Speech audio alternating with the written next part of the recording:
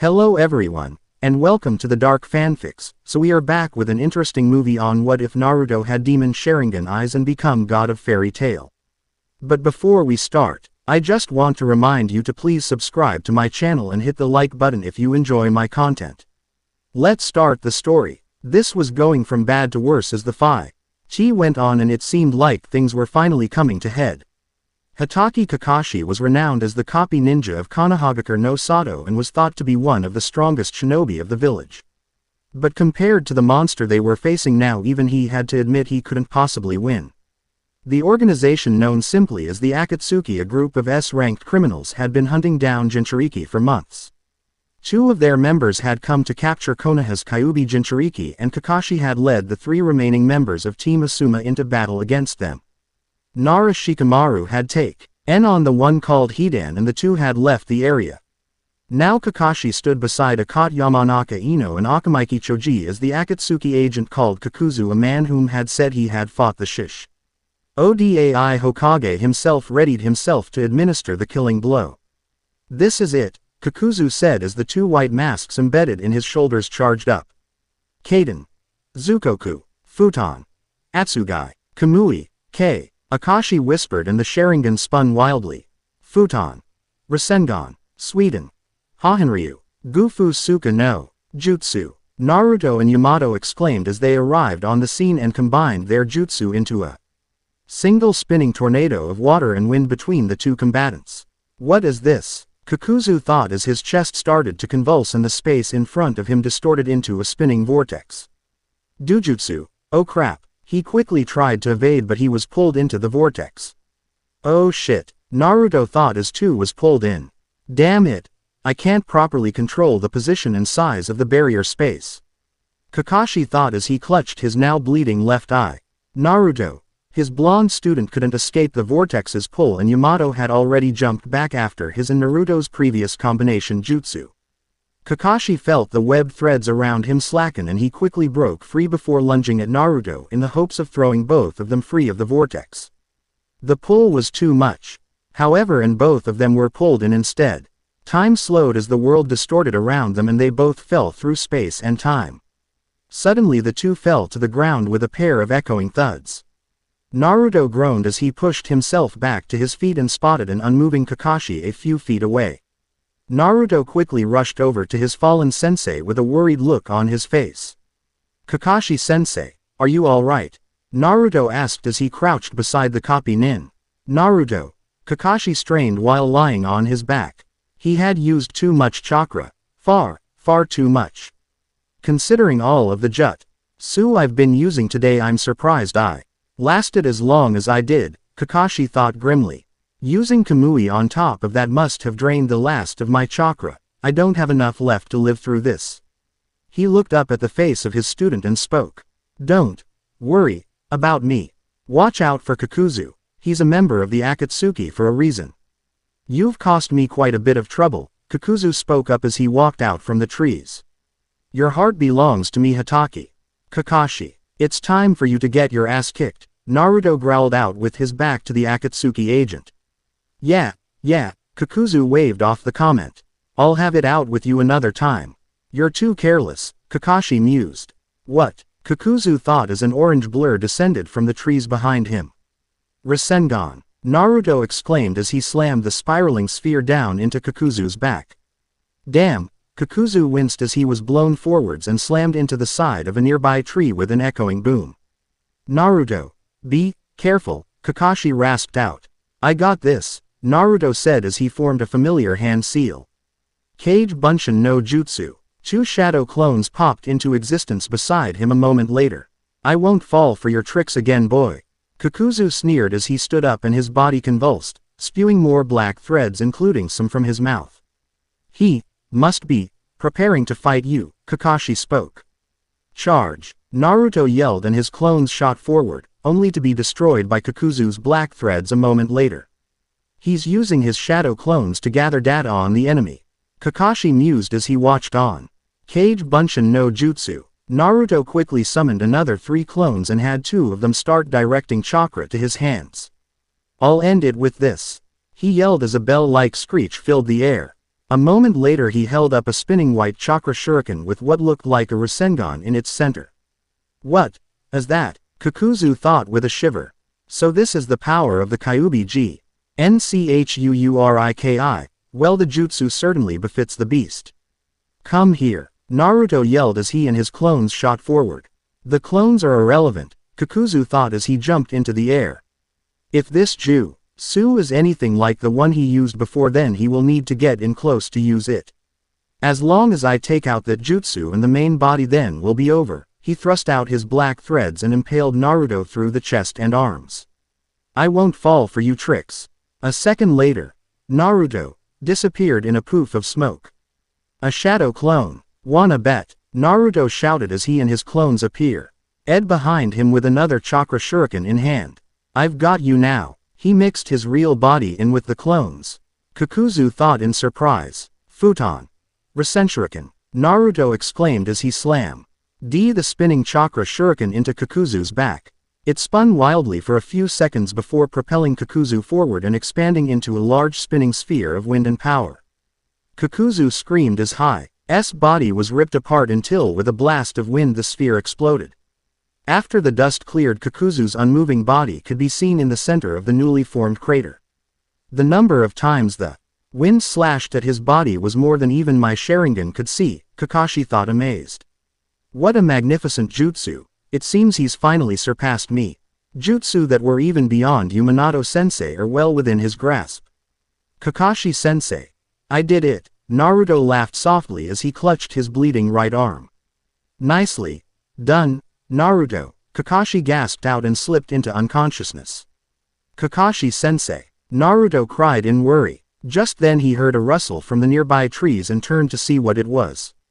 Who's there? He demanded. Calm yourself, young man. An elderly woman emerged from the woods with pink hair of all things. Sakura-chan? Naruto asked upon seeing her hair. Sakura, my name is Perliuzuka, the woman responded. I heard the explosion and came to investigate. Please, you have to help my sensei. Naruto pleaded. He's dying. I will see what I can do. Perliuzuka conceded and crouched down beside the white-haired man. Come with me. My home isn't far from here. Earthland. East Forest, Perliuzuka's house. Truthfully, Perliuzuka had only gone to investigate because she had felt an unusual disturbance similar to anima and wanted to see what had caused it. When she had first arrived at the scene, she wasn't surprised to see that the three combatants had already finished their battle. One of them was dead, and from what she was able to understand, the nucleus of every cell in his body had been destroyed by whatever had created that crater she had found him in. The blonde boy also had a similar but noticeably less amount of the same damage in his right arm, which she had bandaged up and healed to the best of her considerable ability. Finally, the white-haired man was on his deathbed, which seemed to be caused by the lack of life energy in his body. She had tried to augment his rapidly depleting life force and he had regained consciousness, but sadly creating life was beyond even her powers. You're going to be fine, Naruto tried to reassure both himself and the copy nin, but Kakashi just chuckled at his words. I think we both know that's not true this time, Naruto. Kakashi leaned his head back and sighed. Naruto, I have something to ask of you. He gasped out as he looked up at him. What is it? Naruto asked with tears falling down his face. I want you to take my Sharingan, Kakashi answered. Sensei, I can't, Naruto started. Take it and use it. It's a tool I was entrusted with. Now I'm entrusting it to you, Naruto, Kakashi interrupted. Please, grant a shinobi's dying wish. You of all people should understand a dying wish, Naruto. Yeah, Naruto nodded, remembering another dying wish, though that one was ignored by the people of Konoha.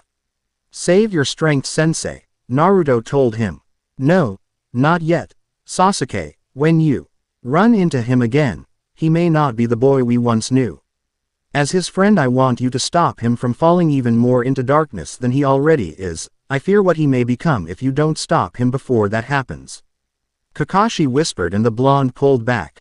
Damn it, why is this happening? Naruto cried. Perliuzuka-san, my left eye, I want you to remove it and implant it in Naruto Kaka's. Hai said as he turned his head to look at the elderly woman. Are you sure? Perliuzuka asked, curious. That red eye of his must be something special if he was asking her to transfer it to the blonde boy. I'm sure. You need to do it now, Perlyuzuka-san, Kakashi told her, and she reluctantly nodded. Kakashi didn't feel a thing as she numbed his eye socket, and suddenly his vision in his left eye turned into a dark void. Naruto didn't move as she repeated the process with him by removing his left eye and slowly inserted the Sharingan into the eye socket. Naruto blinked several times and covered his left eye with his hand. It's done, Perlyuzuka said finally. I leave the rest to you, Naruto, Kakashi whispered before darkness finally claimed him.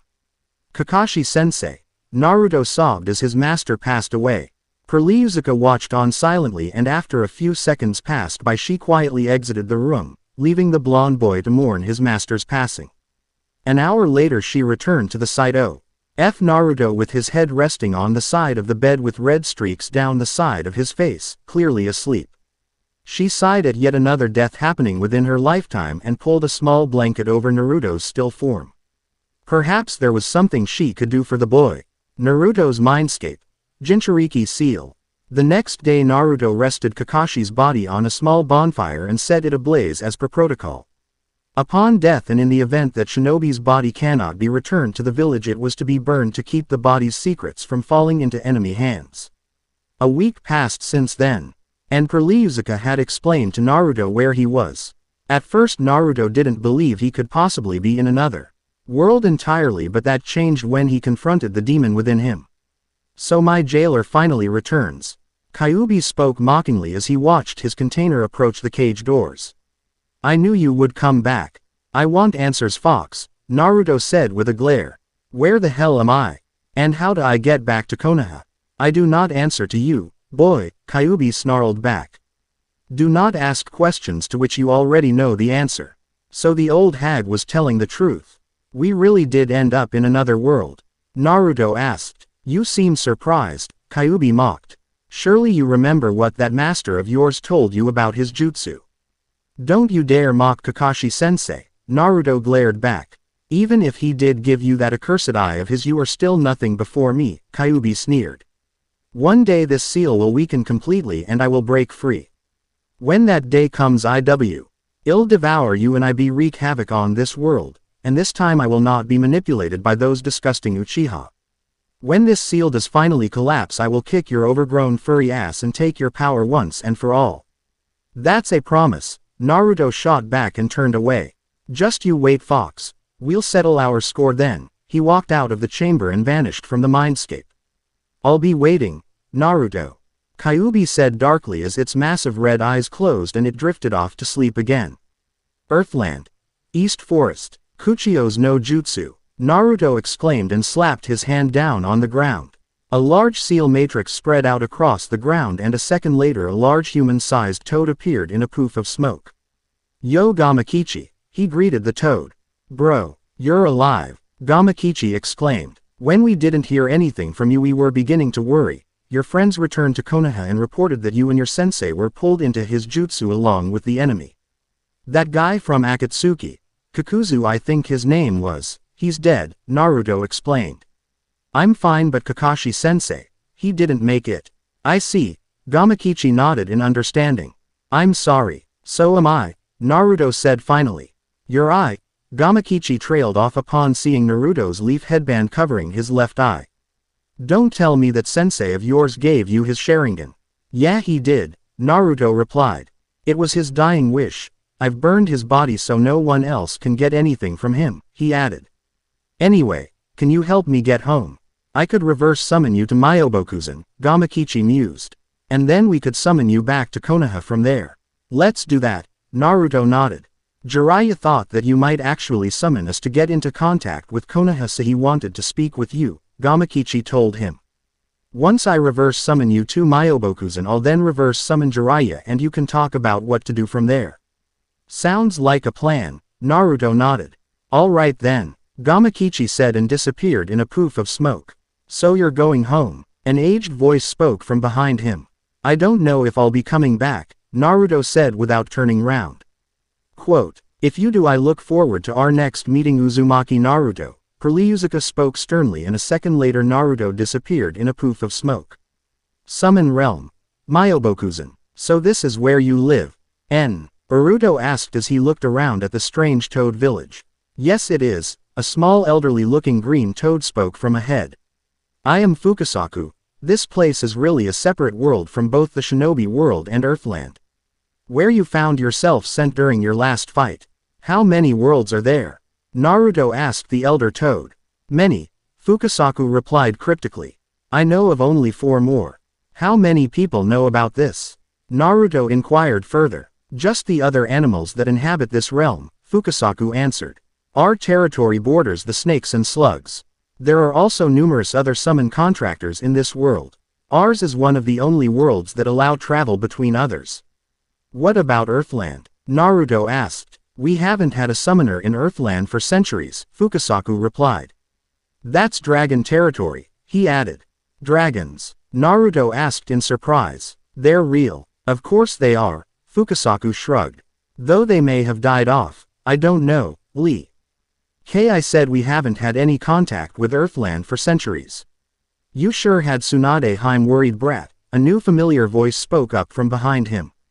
Ero Sennin, Naruto asked in surprise. I heard what happened to Kakashi. Jiraiya nodded, and judging by the way your headband is placed I think it's safe to say you have his Sharingan now. Yeah, Naruto nodded sadly. I won but it was already too late. I have good news, bad news and worse news, Jiraiya spoke again after a moment. The good news is that your old pal Sasuke has killed Orochimaru. Sasuke? Killed Orochimaru? Naruto blinked in shock. Then he's coming back to Konoha, right? That's the bad news, Jiraiya spoke grimly. He's putting together a team of his own and appears to be going after Itachi, directly. That idiot, Naruto gritted out as his fists clenched at his side. I need to go after him. And that's the worst news, Jiraiya continued. Tsunade Heim told me that if I ever contacted you as to give you orders to send you into hiding. What? You can't just expect me to hide while Sasuke is out in the open and the Akatsuki are hunting me. Naruto yelled. Think about it, Jiraiya shot back. The Akatsuki are after the Kyuubi and if you remain in Konoha then in all likelihood the Akatsuki will launch a direct attack just like they did in Suna months ago. As Hokage, Tsunade cannot risk the safety of the village over one man no matter what. You of all people should understand her position. Damn it, Naruto gritted out in anger and turned away. Fine, he conceded. I'll have Gamakichi send you back to Earthland. Fukasaku spoke up. You can summon Gamamaru to maintain contact with Konoha. I'm sorry Naruto, Jiraiya said sadly. I know. Earthland. East Forest hillside. At the edge of a cliff, overlooking a large forest and a pair of mountains in the back stood Naruto with the front of his jumpsuit open and waving in the wind. He breathed as his eye closed and he turned his head down to the ground. So you're back, Kurlyuzuka said from a few feet behind him. I take it something came up. It was a statement more than a question. I've been given orders to hide in this world from my enemies back home, Naruto answered her unasked question. It seems like no matter how hard I try or how strong I get, I still can't do anything.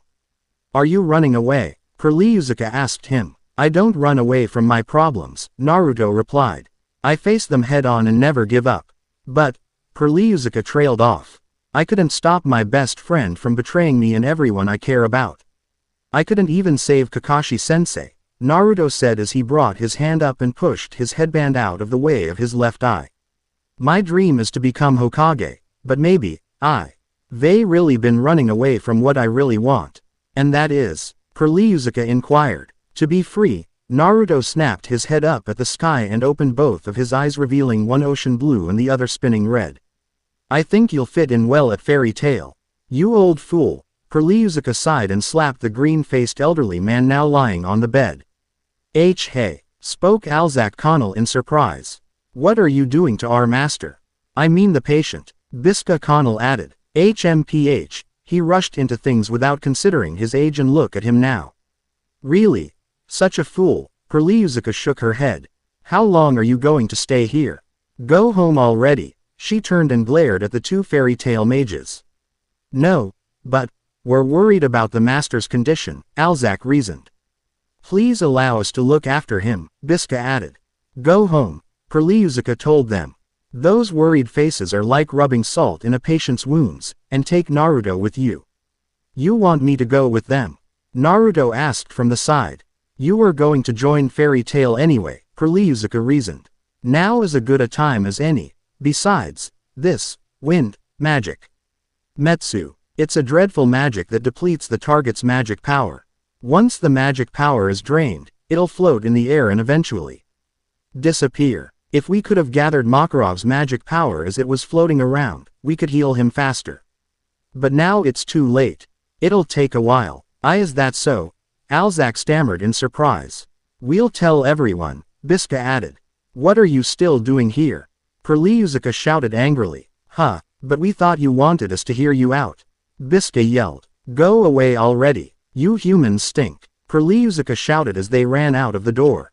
Excuse us. Biska yelled back as she pushed her future husband out of the tree house. Good luck, young man, Perliuzuka said over her shoulder. Thanks for everything, Perliuzuka Obeken. Naruto grinned as he followed after the older teenagers and closed the door behind him. You've caused so much trouble since the old days. For mages, magic power is like their source of life. The greater the magic power you possess, the more Metsu hurts. If you don't try our best, you could die from this. You really are a fool. Earthland. Magnolia Fairy Tail Guild. Fairy Tail, respected as one of the most powerful and crazy of magic guilds, was now a battered and nearly destroyed building. After the recent attack by Phantom Lord and the loss experienced when they launched their failed attack on the Phantom Lord Guild itself had all but crushed Fairy Tail's morale. To make matters worse, apparently it was the new guild member Lucy that was the target of Phantom Lord's client. I can't believe we had to retreat. So degrading. We couldn't avenge our guild, nor Levi-chan and the others. Damn it. Quote, their headquarters is here, so if we attack them with long-range magic from the southwest hill, we're bringing as many bomb lacrima as possible.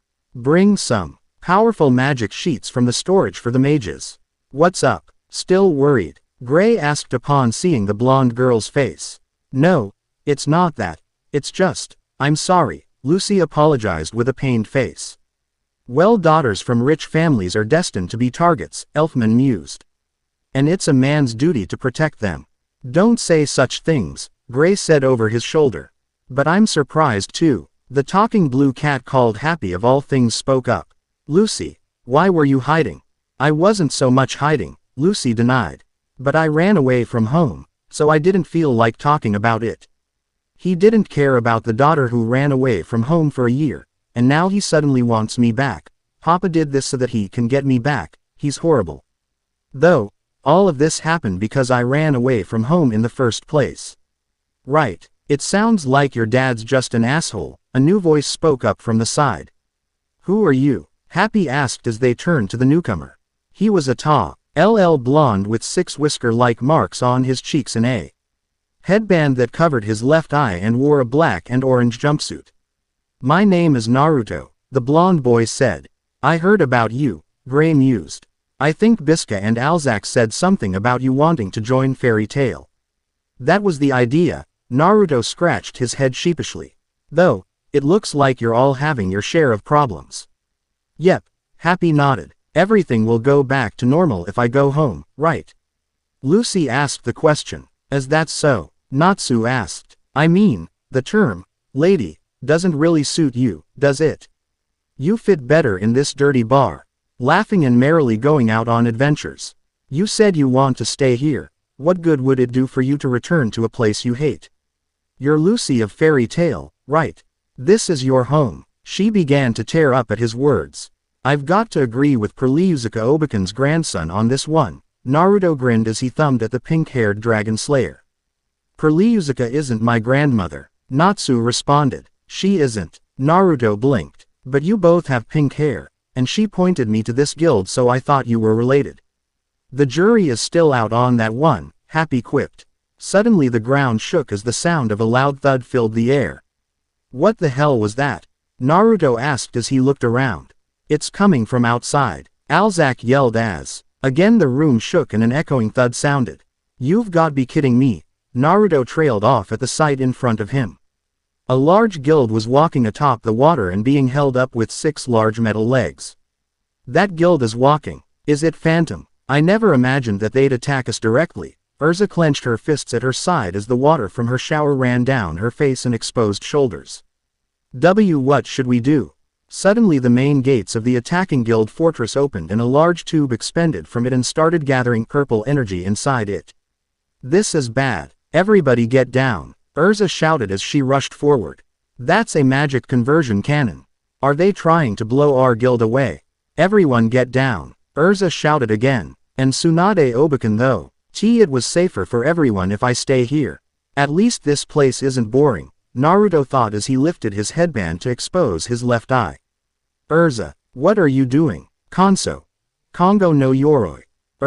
Za declared as blue and white armor materialized over her body with a pair of white shields. I won't let you take down our guild. Adamantine armor. Don't tell me she's trying to stop that attack. Even though the armor is famous for its high defensive power. No Urza, you're going to die if you do that. Get down, Urza yelled at them. Urza, Natsu yelled as Gray held him back. Stop Natsu, we've just got to believe in Urza for now, Gray told him. Suddenly the cannon fired a beam of destructive energy at the Fairy Tail Guild and its defenders. Urza brought both of her shields up in order to better prepare to the oncoming attack. However, everyone was surprised when the space in front of her started to distort.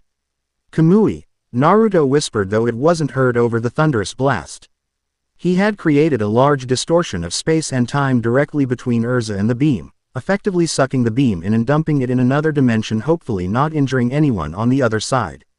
What just happened? Damn, Naruto grunted and fell to his knee, catching the attention of an equally surprised Urza. Did you just deflect a shot from a magic conversion cannon? Urza asked over her shoulder.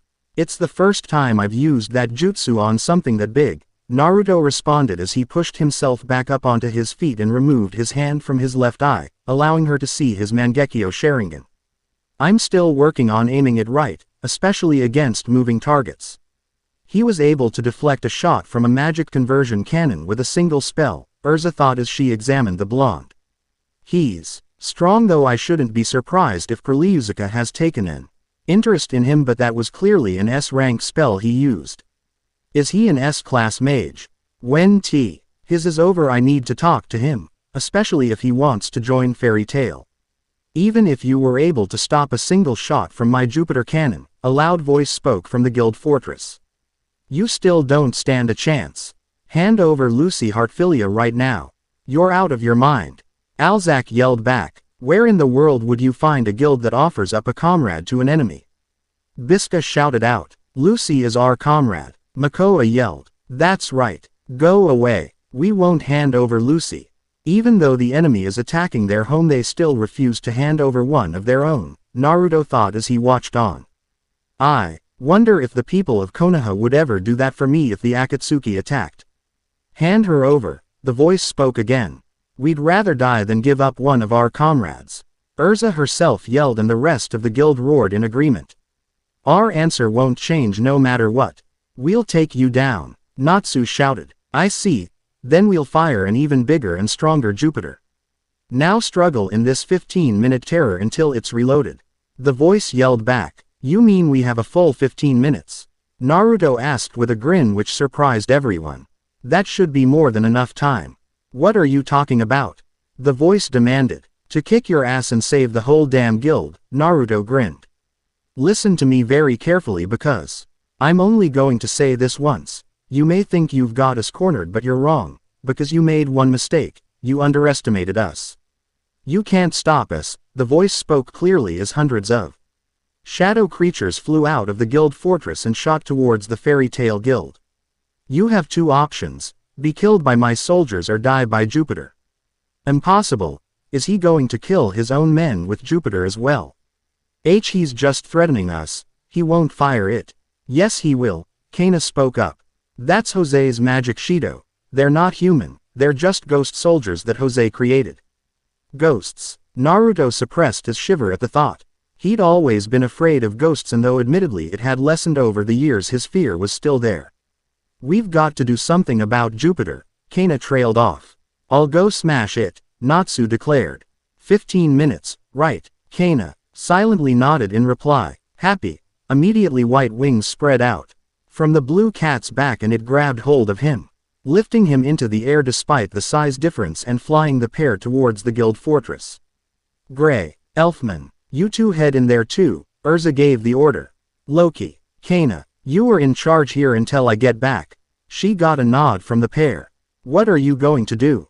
Naruto asked the redhead. You and I are going after Jose himself, Urza replied. Kanso. Tenrin no Yoroi. Light encased her body as her armor changed shape and took the form of silver-plated dress with flower-like wings extending from the back. Can you fly? She asked the blonde at her side. No, but I can run real fast. Naruto grinned and ran forward, jumping off the cliff edge and landing atop the water. Race ya! He yelled and took off running on the water towards the guild fortress. He can walk on water too. What is he? Urza thought before taking to the air and flying off towards the guild fortress after her new partner. Earthland. Magnolia, Phantom Lord Guild Fortress. The pair quickly entered the fortress and made their way through its maze-like corridors towards the highest tower where the guild master Jose Porla was waiting. They encountered a small snag however when they entered a ballroom and Urza was forced to fling both herself and Naruto to the side just as a blast of wind cut through the floor where they had stood moments ago. What the hell? Naruto thought as he rolled back to his feet beside Urza. This guy? Urza mused and her face settled into a glare when out of nowhere a large man in a green trench coat and with bandages covering his eyes. He's the guy that drained the master. Urza Scarlet. Huh, how very sad for your neck to be handed to me, the man mocked. You're the bastard who dared to touch the old man, Urza glared. Can you handle this guy? Naruto asked over his shoulder. Give me 5 minutes, Urza replied. If I'm going to be fighting the mighty Urza, the man Arya spoke. Even I have to take this fight seriously. He removed the bandages over his eyes to reveal pink eyes with white X going through them. Is that a dojutsu? Naruto thought. Come at me, Titania, Arya challenged as the wind started to spiral around him. I have activated the airspace of death. 0. This airspace consumes all life. Magic that consumes life. Urza trailed off as her eyes darkened. Why do you people find it so easy to steal people's lives away? You bastards. Now let us have some fun, Arya smiled as Urza shot towards him. I wonder, can you survive this airspace? That's some pretty strong wind, Naruto thought as he watched on. Should I help her? Does she even need help? You'll pay, Urza whispered as she sliced her way through the wind with her swords. No way. She's slicing up the airspace, Arya thought with wide eyes. Tenrin. Rairin no Ken.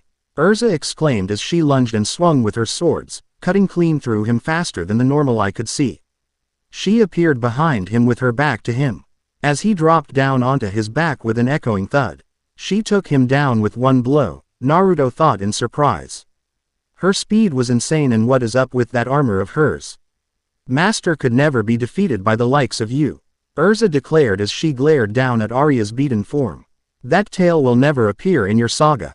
All you fairy tale members out there, Jose's voice echoed across the battlefield. We have succeeded in capturing Lucy. You've got to be kidding me, Naruto growled out. Our objective has been accomplished. Jose chuckled and was soon followed a loud scream of pain from Lucy herself. We have but one single objective remaining, to slaughter the lot of you disgusting brats. Natsu is probably already going after Lucy again, Urza mused. He'll be face C. Ingajil Red Fox, the Iron Dragon Slayer of Phantom Lord. I thought Natsu was one of those dragon guys. Naruto asked. He is a fire dragon slayer, Urza replied. We need to keep moving. Jose should be this way. I'm here, Jose declared as he appeared atop the steps at the end of the room. I never honestly expected you to provide me with this much entertainment. About time the main villain shows his ugly face. Naruto grinned and formed a familiar hand seal. Now can I start fighting for real? Taju Kage Bunshin no Jutsu. Naruto exclaimed as 100 shadow clones filled the room. Charge! He yelled and the clones rushed at the Phantom Lord Guild Master. Are those physical copies? And so many of them. His magic power must be equal to the Master's, Urza thought as the clones attacked. Annoying little fairies. Jose sneered and extended his arm towards the oncoming clone army. Dedo Vivu. A purple seal formed in front of him and a beam of purple energy lanced out, whipping out the clones in a matter of seconds. Wait, don't just go charging in by yourself, Urza shouted as Naruto himself shot forward. Kamui, Naruto called out as space and time distorted next to Jose's head. That's the spell he used to stop Jupiter, Jose thought as he quickly jumped away to escape the vortex. I've got you now, Naruto yelled as he appeared behind him with a clone at his side and a spinning chakra sphere the size of his chest in hand. He used an S-rank spell as a distraction, Jose thought in surprise. He's strong, Urza thought as she watched on. Udama Rasengan, Naruto exclaimed as he drove the chakra ball into Jose's back. It sent him flying forward through a support pillar and into the wall with a mighty explosion. Got you, Dedo Vivu, Jose roared back in anger as a beam of darkness lanced out from the dust. Damn, Naruto grunted as the beam hit him head-on and blew him into the far wall with an echoing thud and crack. The wall came down and later and buried him under the rubble. What an annoying little pest, Jose commented with a sneer. He doesn't even look harmed by Naruto's last attack, Urza thought and narrowed her eyes. I can't worry about Naruto right now. I have to concentrate on Jose or Fairy Tail might be destroyed today. Are you ready to die? Jose asked the red-headed girl. Kanso. Kurha no Yoroi, Urza spoke clearly as black and silver armor materialized over his body. If I'm fighting for those I love, I care not what happens to this body, she declared and lifted her dark purple sword. She shot forward. Such admirable strength of heart. Jose smiled darkly. Yes, you are truly a woman worth killing. Suddenly the room shook and debris started falling around them. Ha ha ha ha. That dragon does like to rampage, he commented with a chuckle. Looks like Natsu got underestimated, Urza mused. His power is on a level with mine, or perhaps even stronger still. Quit with the modesty, Titania, Jose sneered. Your magical ability is truly magnificent. In truth, no other mage has lasted so long against us. I just can't stand the thought of another mage of that level could exist in Makarov's guild. He raised his hand and another seal formed. Dedo Vivu. A beam lanced out and struck Urza dead center in the chest, sending her crashing into the wall. Do you understand why it is that I never killed Makarov outright? Despair. It was to shot him despair. How would he feel to open his eyes and find his beloved guild and his beloved comrades all completely destroyed? Ha ha ha ha. Such sore how he would feel. I will kill that man only once I have made him know despair and sorrow. I cannot simply kill him. I must make him suffer, suffer, suffer to the very end. How disgusting, Urza grit. Ted out and jumped to the side to evade another blast. Phantom Lord was always the #1 guild. In this country our magic was unsurpassed, our members' talent was unsurpassed and our funds were unsurpassed. But then, in the space of a few years, Fairy Tail came to power. Urza and Laxus, Mistogen and Gildarts, their names spread as far as my own hometown and rumors of the salamander spread throughout the whole country. Before I knew it, these two guilds, Phantom Lord and Fairy Tail, came to represent this country. I just couldn't stand it. Them, who started out as a shitty, pathetically weak little guild. Are you telling me this war is all because of some pathetic little jealousy? Urza demanded as she shot forward and slashed with her sword. Kurha. Guessin. Jealousy. That's not it, Jose denied as he evaded the strike, including the large explosion of energy she released upon its completion. We just wish to make it painfully clear who is truly superior here. For a stupid reason like that, Urza yelled in anger. Dedo Vivu, Jose exclaimed, however this time instead of a beam of darkness, he grabbed her and restrained her with his ghostly darkness power. Oh, Hat Guild has been getting on my nerves for a long time, but the trigger for this war was a trivial matter. We received a request to recover the young heiress of the Heartfilia Zaibatsu. Lucy, Urza thought in realization, the daughter of one of the wealthiest men in the country had joined Fairy Tail. How great did you have to become before you would be satisfied? If you had free access to the Heartfilia funds, then your power would finally have truly exceeded our own. And that was the one thing I could never forgive, Jose shouted as his darkness squeezed around the redhead. It's pretty damn pathetic of you to get so heated up about who was the best. But, what's really shocking is how terrible your information gathering sources are, Urza rasped out. What's that? Jose asked surprised. Lucy ran away from home. Do you think we could use her for money? She lived in a 70,000 jewel rented house. She worked her ass off. Just like all the rest of us. She fought with us, laughed with us, cried with us. She's one of the mages of our guild. You're telling me that was the trigger of this war? Lucy, the heiress of the Hartfilia family. A flower can't choose the place where it blooms, and a child can't choose the parents she's born to. What the hell do you think you know about Lucy? Urza yelled in outrage. Well, I guess I'll find that out, Jose mused. Quote, do you really think I'm going to hand her over to her father for free? Oh, I'm going to keep her until they have no money left. I'm going to get my hands on the entire Hartfilia fortune. Damn you, Urza screamed as the darkness around her contracted once more. I wouldn't struggle if you were you. You'll just make it hurt even more. Jose chuckled and raised his hand again to create his seal. Dedo vivu. A beam of darkness lanced out and shot at the restrained redhead. No. A blur of red appeared between the two as the beam struck with a mighty explosion. What? Jose's eyes widened as the dust cleared. I heard everything. Someone like you. I hate people like you, Naruto said as the dust cleared, revealing him standing with red chakra spiraling around him and Urza being carried in his arms, bridal style. And Naruto? Urza asked surprised. What is that power he's using? It feels similar to Mirajan and Elfman but worse. Stay back, Naruto told her and set her down behind him. This guy is mine. But, Urza started. Believe in me, and I promise you, I won't lose, Naruto declared. Red chakra exploded from his form, taking the shape of a fox over his form with the 3 swishing tails. What is this feeling? Why is he to make me feel like this? That aura feels dark and full of malice, and yet his words bring warmth to my heart. My soul, Urza thought as she looked up at her blonde savior. I knew you'd come crawling back to me, boy, he heard the Kyuubi say in the back of his mind. Your power cannot protect, it can only destroy. To protect her, I'll even use your power, Naruto declared to the beast within him. Try and take it from me. I dare you, the Kyuubi snarled at him. Fine, Naruto shot forward and disappeared in a burst of speed, reappearing in front of Jose a second later. He slashed with his chakra claws and struck the guild master across his face, sending him crashing back through the wall.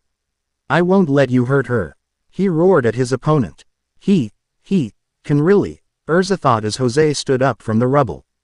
Naruto, I will believe in you. I have just one thing to ask.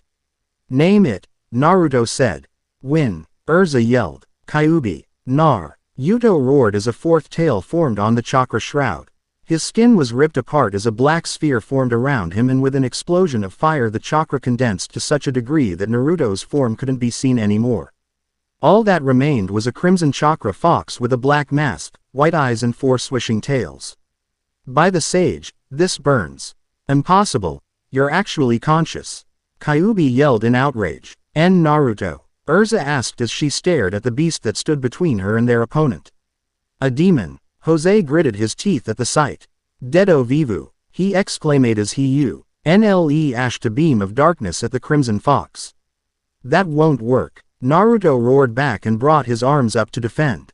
The Kyuubi's chakra shot out and created a wall between the two that shrugged off the blast. How about this then? Jose yelled as he appeared beside him and slammed his fist into the side of Naruto's head, knocking him back. Almost instantly the red chakra sprouted from his chest and formed a hand, slashing at Jose only for him to quickly pull back. Damn him, I can't hold this form for much longer, Naruto thought as he felt his body being ripped apart a piece at a time. Enough, Kyuubi said from its cage. Use the Bijudama and end this. I want my power back. What's the Bijudama? Naruto asked it. Do I have to do everything myself? The Kyuubi growled out him. What is he doing? Jose thought as he watched on. Blue and red orbs of chakra exploded from Naruto's body as his chakra tails converged in front of his mouth. The orbs gathered into a single CK sphere and then compressed into a smaller sphere. It dropped into Naruto's mouth and he swallowed it, causing him to feel sick and fall to his hands and knees. His stomach felt like it was going to explode and steam started to leak from his mouth. Oh dear, contact with such compressed magical energy could even kill me, Jose thought as he readied to dodge. Amari, Naruto exclaimed as the Chakra sphere exploded from his mouth in a beam of crimson light. Must dodge, Jose thought as he narrowly evaded the sphere. However, it grazed his side and exploded past him in a blast of directed light.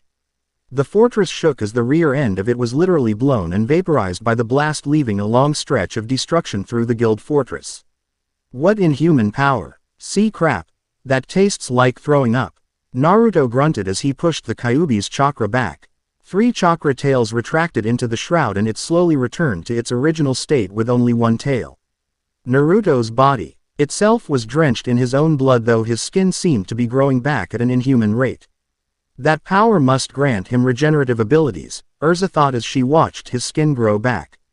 However, the more power he uses, the greater the damage that power does to his own body. It looks like you're at your limit, Jose gritted out as he clutched his bleeding side. If he had landed a direct hit with that spell, he might have killed me. Damn it! I missed. Naruto grunted in pain as the last of the Kyuubi's chakra left him. This has gone on long enough, a new voice spoke up from the side. Master? Erza asked in surprise and relief. I'll put an end to this, Makarov declared as he appeared in front of both Erza and Naruto. You wish to cause a cataclysm? Jose sneered. If it is necessary for my guild. Makarov responded. Erza, take your new partner and leave now. I will take it from here. Understood, Master. Erza nodded and grabbed Naruto's arm. Come on. Quote, we can't just leave the old man here alone, Naruto said. If we stay here, we will just be a burden to Master, Erza responded. We should leave everything to him. Damn. Naruto winced and moved Hi's headband back into place so it covered his Sharingan. Erza hoisted his right arm over her shoulder and supported him as they made their escape. It has been 6 long years since we last stood face to face like this, Jose chuckled. Who would have imagined that Fairy Tail could become a guild in that space of time? Ha ha ha ha. It's just a pile of rubble now, mind. A guild is not a physical building, Makarov declared. It is the sum of its members. Still, this does make me very happy, for 2 of the 10 wizard saints to be able to contest like this, to determine whom is superior, Jose laughed. Those youngsters will go far, Makarov proclaimed as he started charging magic to his hands. They've done well. They take pride in being part of Fairy Tail. Dedo Vivu, Jose exclaimed as he unleashed a beam of darkness at Old Mage in front of him. Kyojin no Gekirin, Makarov countered as a seal formed in front of him and a beam of light shot out, intercepting Jose's attack and beginning a battle of attrition. What the hell is with this thunderstorm? Naruto asked upon seeing the sky darken and lightning strike down around them randomly. That's because the master is fighting without holding back, Erza replied as the 2 stopped at the edge of the balcony overlooking the water. It's only a matter of time before master uses that spell. What jutsu are you talking about? Naruto asked her. A spell master knows that is only used as a deterrent to war, Erza answered. Fairly impressive, Makarov commented. So much power at such a young age, you have at least earned your place among the 10 wizard saints. Had you chosen to use the power for good, and become a model for those still younger than yourself, the world of mages would surely have benefited greatly. Old man, are you preaching to me? Jose sneered. As is the custom of Fairy Tail's justice system, Makarov began. I shall give you the count of 3, kneel, he ordered. Jose mocked. 1, Makarov started. I was wondering what nonsense you would spout, but telling me to kneel. Jose sneered. 2, Makarov continued. You want me to kneel before you, to acknowledge you as the greatest in the kingdom. Stop fooling around. In combat I am your match. Nay, more than that. I am stronger. 3, Makarov finished and charged pure light energy to his hands. You are the ones who should be kneeling before me. Now die, crumble to dust and vanish from the face of history. Fairy Tail, Jose yelled in outrage. Dedo Vivu, that's enough, Makarov said clearly. Yosei no Horitsu, fairy law, the world was claimed by light. Holy shit, Naruto yelled as he covered his eye. What's that light? That's Master's spell, Erza replied as she too covered her eyes. It's Yosei no Horitsu. A holy light cleansing spell which destroys evil. The mage who invokes this spell can selectively choose their targets. This is his ultimate magic, widely recognized as one of the handful of fable spells, just as suddenly as it appeared. The light died down a few seconds later. So, does that mean we won? Naruto asked. Yes, we've won. We should be getting back. Let's go home, Erza sighed as she looked out at the direction where Fairy Tail was. Or at least where it used to be. Earthland. Magnolia Fairy Tail Guild. The building that housed Fairy Tail had been completely destroyed and reduced to nothing but rubble. Man, I had planned on some renovations, but this is a bit much, Makarov sighed at the sight. Master, Lucy asked nervous. Looks like they put you through the ringer as well, Makarov mused. Turn that frown upside down, Lulu-chan, a bandaged Levi said with a smile. We started out as a team and we came out victorious as a team. Truth be told, the guild's new look is growing on me, Droy added. Yeah, a few minor touches and it'll be good as new, Jet agreed. Yup, Ritus nodded. Levi-chan. Ritus. Jet. Droy. Lucy cried. Don't sweat it, okay. Levi smiled back. No, I should be, Lucy started. Everyone here knows the score, Levi cut in. There's no need to beat yourself up over it. It's all good, Lulu-chan. I was completely useless. Please forgive my ineptitude. Jet bowed his head in shame. Lucy, every time you laugh, every time you grieve, pieces of those moments become ours as well, Makarov spoke up. That's what it means to be a member of our guild. When a member is on cloud 9, we all float. When a member is outraged, we all clench our teeth. When a member weeps, we all wipe our eyes, so you have no reason to be led with guilt, because no one here holds you responsible, and why would they? You are, after all, a member of our family, a member of Fairy Tail. He sent her a smile and that seemed to what broke damn because Lucy fell to her knees and openly cried in both happiness and relief. Today wasn't so bad after all, Naruto thought with a smile. Naruto sighed as he placed his hammer down and looked over his work. A week had passed since the war with Phantom Lord and he had been helping out with the rebuilding of Fairy Tail. Even now his clones were carrying lumber and bricks from one place to another. The others were helping out too, but even with everyone working hard, it would still take at least another week to completely rebuild the guild. The day after the war ended, a legion of Rune Ni GHTS, the Mage Council's army, had rounded them up and questioned them on what happened. After everything was said and done, they were told that the council would decide the fate of Fairy Tail. As for Naruto, he had mostly settled in as a member of Fairy Tail and it seemed like the others in the guild had accepted him, especially after his actions in the war against Phantom Lord.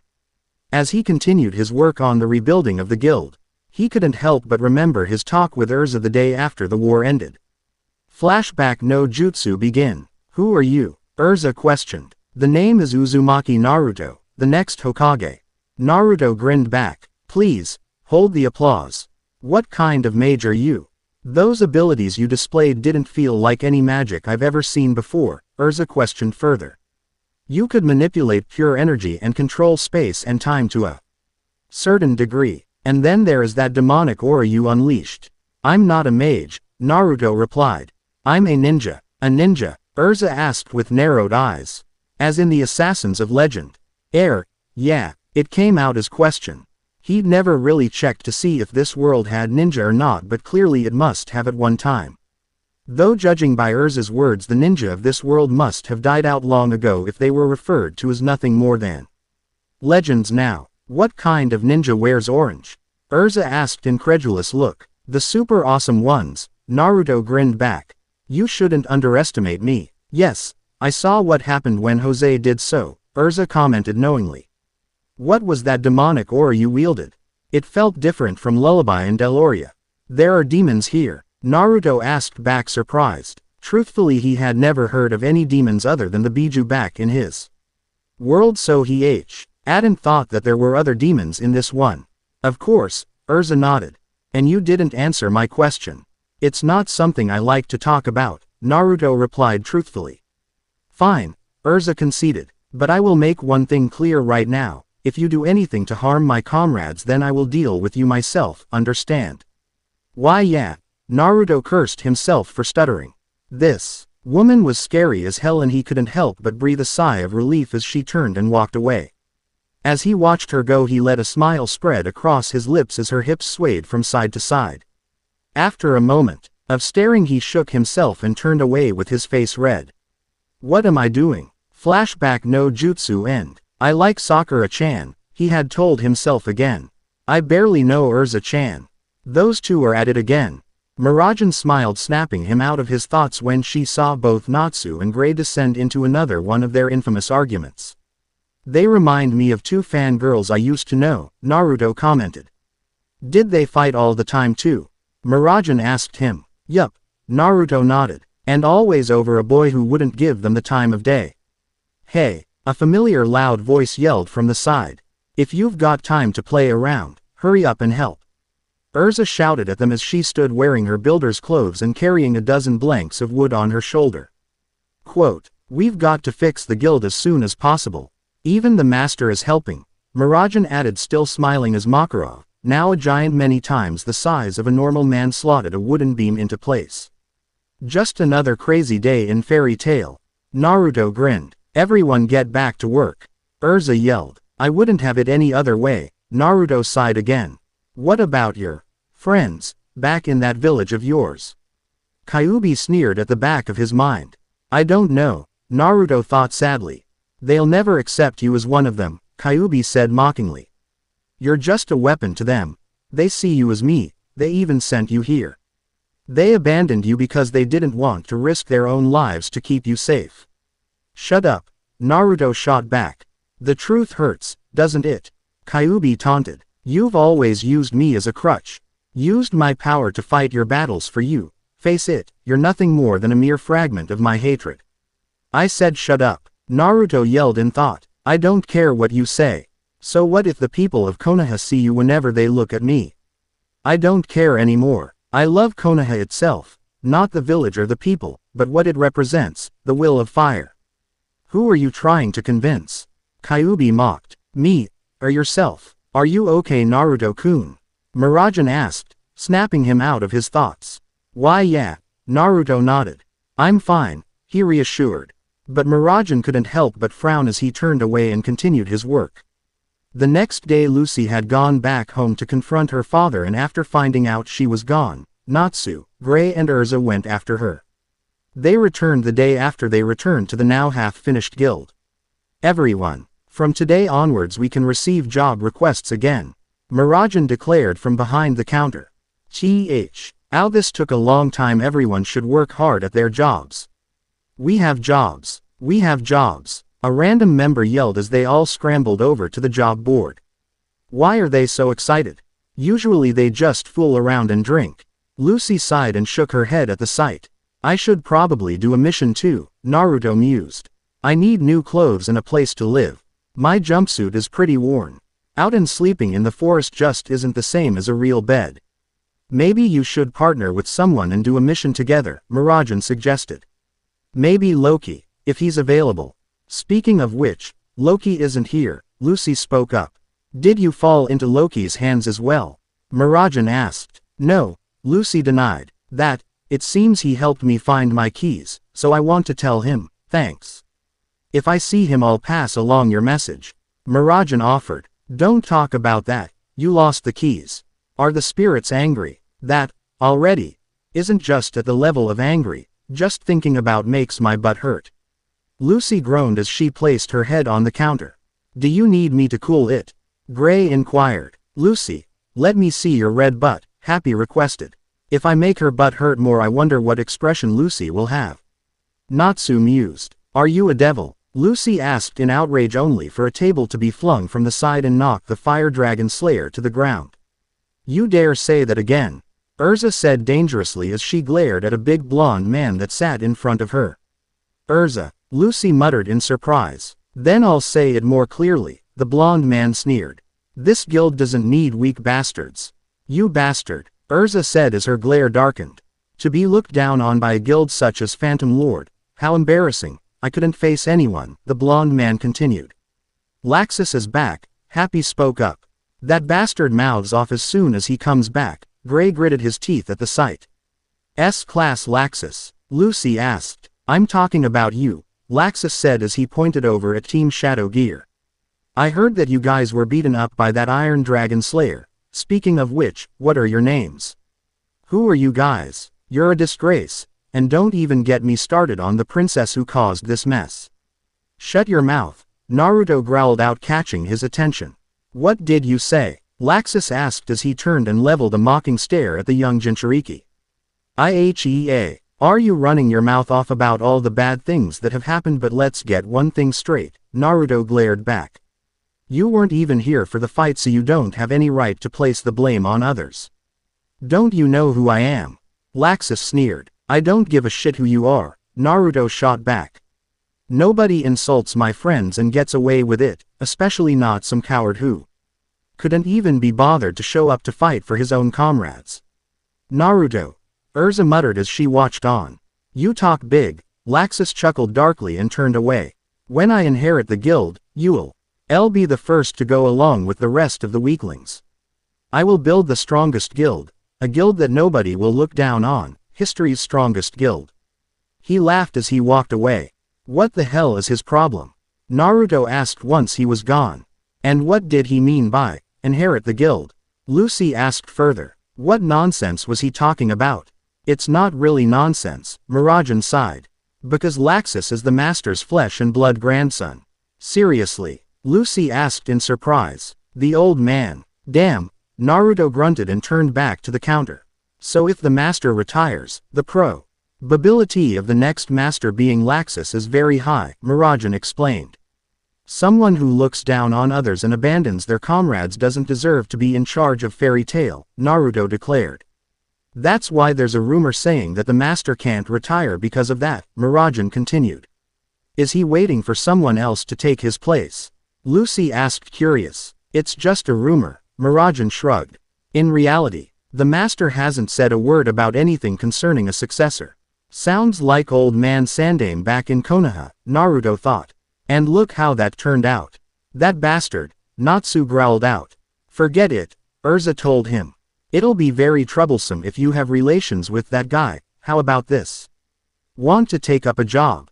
Huh, Natsu asked, surprised. Of course, Gray and Lucy should come too. Erza added. Ever since the Eisenwald incident, we keep gathering together. We're like a little team, aren't we? We four. If we add Happy, then that makes 5. I really need to start going on missions again. Naruto sighed and turned away. Retire. Huh. The guild building has been changed to a new one, Makarov mused as he took a drink of the glass in his hand. If that's the case, the master should be new too. Laxus, his way of thinking is a serious problem. Laxus is not possible. Mistogen perhaps. He's reclusive, so. No, if that's the case, then Yun G. Erza is the best choice, but she is too young, maybe in a few years. And then there is that young Naruto boy that Perliasika sent to us. He's too inexperienced though, even if he does have the power to rival me. His mind drifted back to the meeting he had with the young man the day after the war ended. Flashback no jutsu begin. So Perliasika sent you here. Judging by what I saw, you don't seem like a bad kid, Makarov commented. You helped protect the guild and even fought Jose with Erza. I didn't do much, Naruto sighed. All I did was stop that blast they used to attack the guild and fight that Jose guy. I didn't even win. You should be proud of that, Makarov told him. Had you not been there, Erza would have most likely been crippled if not killed outright by that Jupit. Cannon and Jose would have had free rein to do more damage before I could stop him myself. Your determination and sheer dumb luck were nothing to snuff at. If you say so, Naruto shrugged. Anyway, can I join Fairy Tail? Of course, Makarov smiled widely. Mira, could you please go and retrieve the Fairy Tail stamp? Yes, master. Miragen nodded and walked over to one of the counters. Here it is, she said as she walked back with the stamp in hand. Where would you like it? She asked with a bright smile. On the back of my hand, Naruto answered as he held out his left hand. There you go, Miragen said as she brought the stamp down on the back of his outstretched hand, imprinting the symbol of Fairy Tail on it like a tattoo. Welcome to Fairy Tail, Makarov finished. Flashback no jutsu end. Master. Murajan spoke from below. So you were hiding here. What is it? Makarov asked her. Looks like something happened again. Murajan smiled as she held up a piece of paper. It seems Urza and the gang destroyed half a stretch of road doing their job. The council requests that we compensate for the damages done, Master. What's wrong? How can I retire like this? Makarov yelled to the darkened sky. Earthland. East Forest Perliasika's house. This seems to be becoming a regular occurrence, Perliasika commented as she placed a wet towel on the head of a black-haired man lying unconscious on the bed in front of her. Like with the blonde young man Naruto a month earlier, she had sensed another disturbance reminiscent of Anima nearby and had checked it. What she found was this black-haired man whom had been bleeding from his mouth and looked like he had been in a fight for his life. Not only that, but upon investigation she had discovered that he was suffering from an unusual illness originating from his eyes, which was strange in itself since he appeared to be blind. She had brought him in and using her vast knowledge was able to effectively cure the unnamed disease. After she was finished, she created a pair of artificial eyes to allow the man to see again based off of the ones he already had. His original eyes seemed to be almost identical to the one she had transplanted into Naruto, and though these ones seemed normal and appeared to have worked for a time before going blind. Hopefully he would regain consciousness soon. Where am I? Hi. Harsh and clearly exhausted voice caught her by surprise. My home, Perliasika replied as she backed away slowly. Water. The man groaned as he slowly sat up with his back against the window. Drink this, Perliasika said as she pushed a glass of water into his hand. It will make you feel better. Thank you, the man said and gulped down the liquid. I seem to be making a habit of this, Perliasika commented. You are the second person to be transported within 2 miles of my home. I'm not dead, am I? The man inquired. Most certainly not, Perliasika replied. You said I was the second. Who was the first? The man questioned further. A young man with blonde hair, Perliasika answered. Naruto Uzumaki, the man said after a moment. Yes, Perliasika confirmed and narrowed her eyes. What is your name? My name. The man chuckled, almost amused, and looked up as his Mangekyo Sharingan spun wildly. My name is Itachi Uchiha. The following days saw the greatest disaster theater performance ever when Urza, Lucy, Gray and Natsu became actors. Let's just say it was an earth-shattering performance and leave it at that, moving on. The next few days saw Lucy running round and trying to find out what was wrong with Loki. That turned out to be a strange tale. So you're a spirit? Natsu asked skeptically. Yeah. That's pretty much it, Loki chuckled sheepishly. I never noticed, Gray commented. What's a spirit? Naruto asked. I'm a celestial mage, Lucy explained. We can summon a variety of spirits to aid us from another dimension. Sounds like my Kuchio's no jutsu, Naruto mused. You can summon too, Lucy asked surprised. Only toads, Naruto replied with a shrug. The biggest ones are the size of one of those buildings downtown. Fight me, Natsu said as he pointed his finger at the blonde Jinchuriki. Maybe later, Naruto waved him off. Ever since he'd shown up, Natsu had been challenging to fights, but Urza usually stepped in and stopped it. She had all but forbidden them from fighting, saying something like, comrades shouldn't hurt each other, or something like that. Hey, wait a minute, Natsu spoke quickly. You're not a cow or a horse or anything like that, he said as he turned to the only spirit in the group.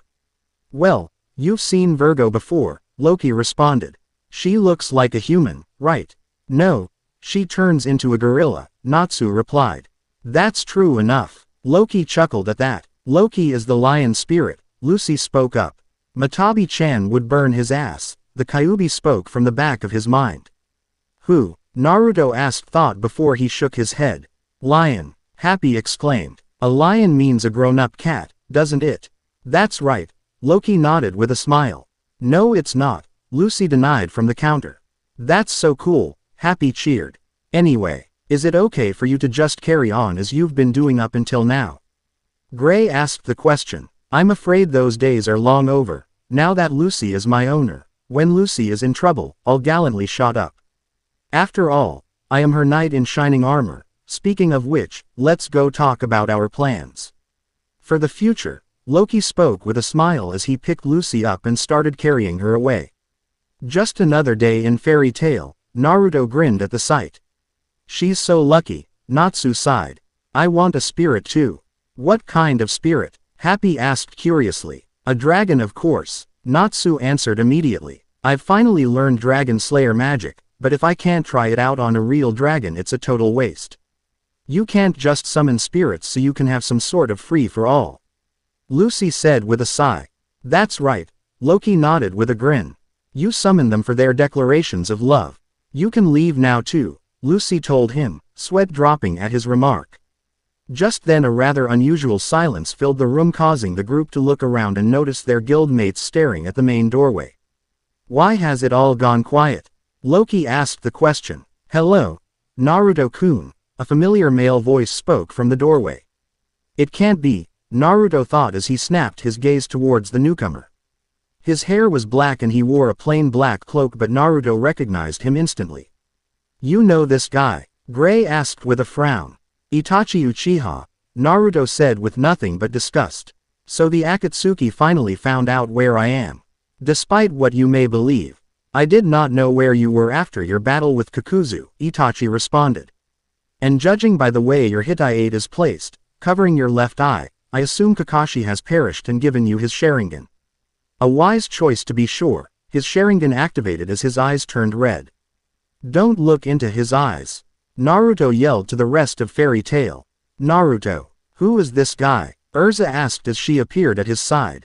Those eyes he has are the same as Naruto's left eye, are they? Related. He's one of my enemies, Naruto replied. Whatever you do, don't look into his eyes or at his hands. He can trap you in an illusion and beat you in a one move. Then how do we fight him? Urza questioned further. I'll take him down, Natsu yelled and shot forward with his body ablaze in orange fire. Wait, Natsu, Naruto yelled after him. Your power is impressive, Itachi commented as he locked eyes with the attacking Dragon Slayer. But your strength is useless here, a sec. Later Natsu dropped to the floor and lay unconscious beside the Uchiha. Itachi, Naruto yelled as he charged and uncovered his Sharingan. Naruto closed in and threw out a punch which Itachi CTED and pulled back as he traded blows with the blonde. Once outside the guild, Itachi suddenly grabbed Naruto's arm and locked them both into place, staring into each other's eyes. I'm going to kill you and avenge my sensei. This one is a shadow clone. Itachi narrowed his eyes and tried to pull away, but Naruto grabbed his arm, stopping him from escaping. This seems familiar, he thought as the real Naruto and his clone appeared from the side with a chest-sized chakra sphere in hand. Udama Rasengan, Naruto exclaimed as he and his clone slammed the enlarged spinning chakra ball into the Uchiha's chest. Bunshin Daibakua, Itachi whispered and exploded a second later. Naruto skidded away from the blast and came to a halt at the edge of the water along the shoreline. That was close, he thought as he looked around for the elusive Uchiha. If my Sharingan didn't see the chakra buildup in Itachi's clone, then he would have taken me out right then and there. I do not wish to fight you, Naruto-kun. Itachi spoke as the smoke cleared, revealing his unharmed form. But you are not leaving me any other choice. Master, why aren't we helping Naruto? A recovered Natsu asked. Patience, Natsu, Makarov told her as they watched on. This is Naruto's fight. We have no right to interfere. But, Natsu started. From his words it would seem that Naruto has faced this man in battle before, Urza cut in. And I saw what Naruto did during the battle with Jose. If this man has fought Naruto and survived, then this is clearly a battle between two S-rank fighters. Then why don't we help him? Natsu asked again. Because he needs this, Makarov replied simply. Ever since the war with Phantom Lord, that boy has been heading down a dark path. What do you mean, Master? Urza asked confused. In the fight against Jose, Naruto used that crimson magic power to fight, correct? Makarov mused. According to Perliuzuka, that power he used is not really his but is actually from a demon he has imprisoned. Not only that, but his left eye is a tool that was given to him by his now deceased master that allows him to control that demonic power. He believes that he has been using the strength of others to fight his battles for him instead of relying on his own strength. He thinks he is weak.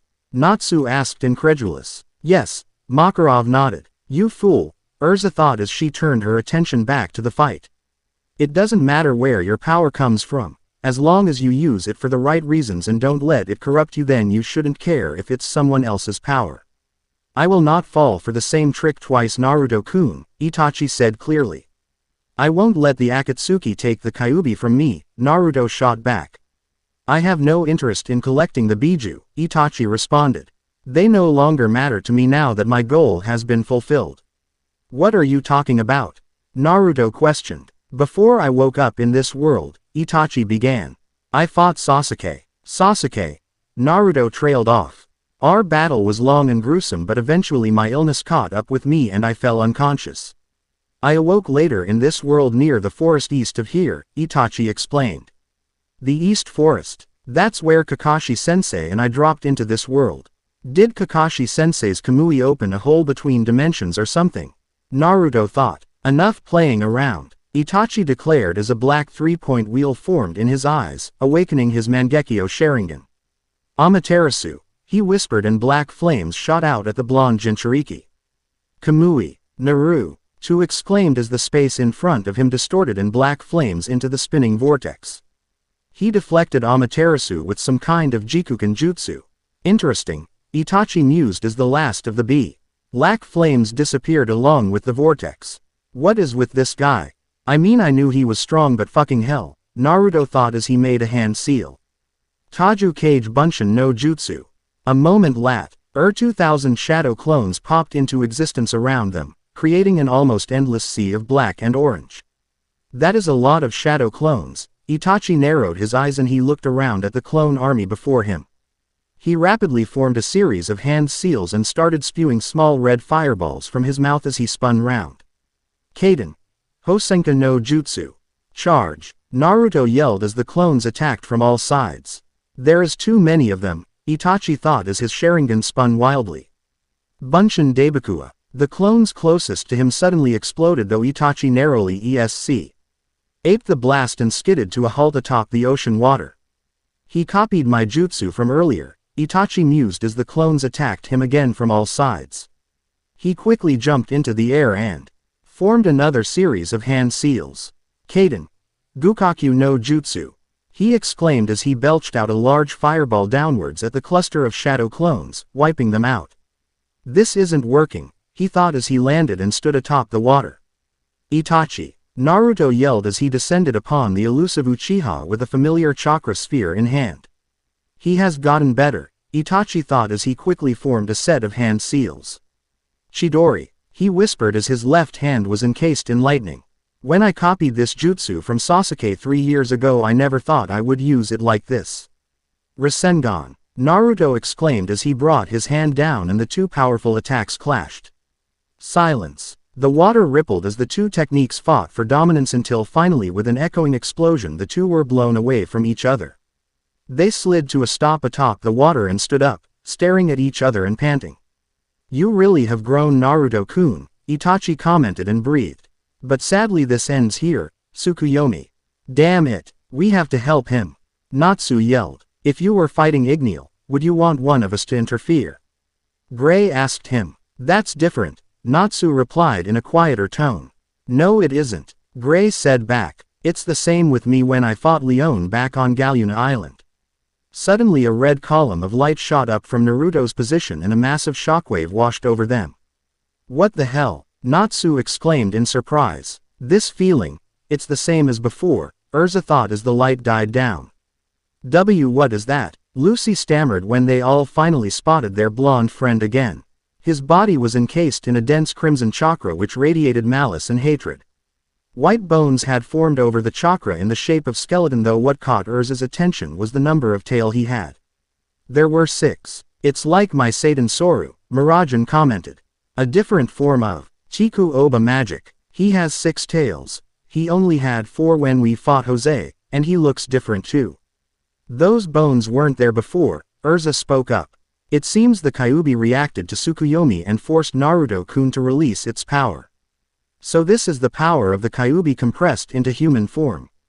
Itachi thought as he gazed upon the crimson chakra fox that roared at him. It burns. Naruto bit back a scream as he fell to his knees. He's still conscious. His can't Raul is amazing, however that form must carry with it considerable risk, Itachi mused. Kyuubi, what did you do? Answer me, Kyuubi. Naruto yelled at the demon within him, but he received no reply. Don't tell me that Itachi's genjutsu caught you instead of me. Even with the power of the Kyuubi, you cannot win, Itachi said clearly. We'll see about that, Naruto growled back. If the Kyuubi is trapped in a genjutsu, then I really am fighting alone this time, he thought as he pushed himself upright and started gathering blue and red chakra spheres at his mouth. What is he doing? Itachi narrowed his eyes at the sight. Compress the chakra. Consume it, Naruto mused as he swallowed the black sphere of chakra. And release. He took aim and belched out the chakra ball at the Uchiha. Amari. The density of that chakra. Even I cannot survive a direct hit from such a jutsu. It seems that I have no choice but use that jutsu, Itachi thought as the projectile closed in. Susanoo. The chakra sphere exploded forwards and washed over the ocean surface, sending ripples of water everywhere. What was that? Lucy asked with wide eyes as the blast died down. He called it the Amari, Erza answered. He used it in the fight against Jose and blew out the rear of Phantom Lord's walking guild. He's more destructive than Natsu. Happy quipped. I didn't think it was possible, Gray responded. Hey, Natsu yelled indignant. Nevertheless, the situation is more serious than you realize, Makarov spoke up. How so, Master? Erza inquired. Take a look for yourself, Makarov nodded towards the ocean where the mist was starting to clear. Impossible, Gray said in disbelief as the two combatants came into view once more. No way, Lucy stared with wide eyes. He survived that, Natsu asked surprised. Even Jose recognized the danger of Naruto's attack and he dodged it, Erza thought as she watched on. This man took that attack head on, so how did he survive? What is that? Lucy asked as she saw a red aura encasing Itachi's body. It stood over him with 3 hands with a large spirit sword, shield and a jar in each one. The shield was lowered down and was covering Itachi himself while the sword and jar were down at his side. It looked vaguely humanoid in shape and the blade seemed like it was on fire. Whatever it is, I think this fight just went to a whole other level, Gray reasoned. Man, those two are really going at it, Kana commented. Master, Natsu groaned. Not yet, Natsu, Makarov responded. To have pushed me this far, Naruto-kun, is no small feat, Itachi said clearly. Your control over the Kyuubi is amazing, astounding, and your last attack even managed to crack my Susanoo's Yata no Kagami. Just, what the fuck are you? Naruto let out as he forced the Kyuubi's chakra back until only one tail remained. His skin grew back as he collapsed to his knees and bit back another scream of pain. You should be honored, Itachi told him. Not many have seen this form and lived to tell about it. This is Susanoo, the third and final ability granted by the Mangekyo Sharingan. Unlike Madara Uchiha before me, my Susanoo wields the Totsuka no Tsurugi and the Yata no Kagami. With these two tools, it is called Yubu no Aragami and said to be invincible. I've never believed in an invincible enemy, Naruto's voice returned to normal as the last of the Kyuubi's chakra left him. Then face me now, Itachi challenged. If you have anything left then I suggest you use it. You got it, Naruto nodded and rose to his feet once again. This guy is a real fucking monster. If this doesn't finish it then I don't know what will, he thought as he formed a familiar hand seal. Kage, Bunshin no Jutsu, he said as clones popped into Existe NCE at his side and started channeling chakra into his hand. Now what is he doing? Itachi thought as a bell-like screech echoed through the air. What is that jutsu? Is that what he used to defeat Kakuzu? Are you seeing what I'm seeing? Lucy asked as she covered her ears. How is he still fighting after all of that? Gray muttered. He reduced the amount of demonic power he was using while pushing its regenerative abilities to their limits in order to restore his body to fighting condition, Erza replied. Though I have to admit, I have never seen him use that spell before today. Perliuzuka told me about it, Makarov explained. She said that when she found him, his right arm was gravely injured and said that he had used a powerful wind spell to do the same kind of damage to his enemy. She told him not to use it again because it was dangerous to its user, even more so than that demonic power he has. Then shouldn't we stop this? Natsu asked the question. No, Elfman was the one who answered. This is his choice as a man, he knows the risks and has made his own decision. I'll end it with this. Naruto yelled as he and his clones charged at the large red spirit wind god. Nothing can penetrate the Yata no Kagami, Itachi said clearly as he swung with the Totsuka no Tsurugi and struck down the two clones. Futon. Rasenshuriken, Naruto exclaimed as he slammed the spinning chakra shuriken into the spiritual shield. It slashed and cut into it until finally with the resounding echo of shattering glass, the Yata no Kagami broke apart. Even with my Sharingan I see. And keep count of the number of wind blades that jutsu has, Itachi thought as he pulled back and threw himself out of Susanoo just as it was consumed in a large spinning ball of wind and power, shredding it to pieces. A jutsu capable to penetrating even Susanoo. Even Sasuke didn't have that kind of a jutsu at his disposal. Damn it, Naruto grunted as he fell to the ground a few feet away and the wind ball exploded, sending water cascading everywhere. My arm, he winced in pain as he clutched his bleeding right arm with his left. Impressive Naruto-kun. Most impressive, Itachi praised as he steadied his breathing. I think we're both at our limit. You cannot use the Kyuubi's chakra anymore. Your right arm is badly hurt and now you can't make hand seals for jutsu. I still have my other arm. Naruto yelled as he lifted his left hand and channeled chakra into the palm to creating a familiar spinning blue chakra sphere. That jutsu again, Itachi thought as he quickly formed a series of hand seal and channeled the last of his chakra into his right hand, encasing it in sparklingly blue electricity. The two ran at each atop the water and threw out their respective jutsu. Rasengan, Chidori, Kori no Zoke Maho, Purizune. Gray called out as twin cages of ice formed around the two battling ninja. Even so, the jutsu the two had used punched clean through the side of the ice cages. Are you both finished? Makarov questioned as he stood atop Naruto's floating ice prison. Master, Naruto asked. I think that's quite enough Naruto, Makarov told him before looking towards the other ice cage. I'm sure there is quite the story behind this. Itachi nodded as he examined his icy prison. I trust that there won't be any more fights like this, will there? Makarov phrased it like a question but both knew that it was anything but. I will not continue to fight, Itachi answered after a moment of silence. You've got a lot to answer for, Itachi, Naruto said with a glare. I was speaking the truth before, Naruto-kun, Itachi began as he lay in one of the guild's infirmary beds. I died in battle against Sasuke and then woke up here, in this world.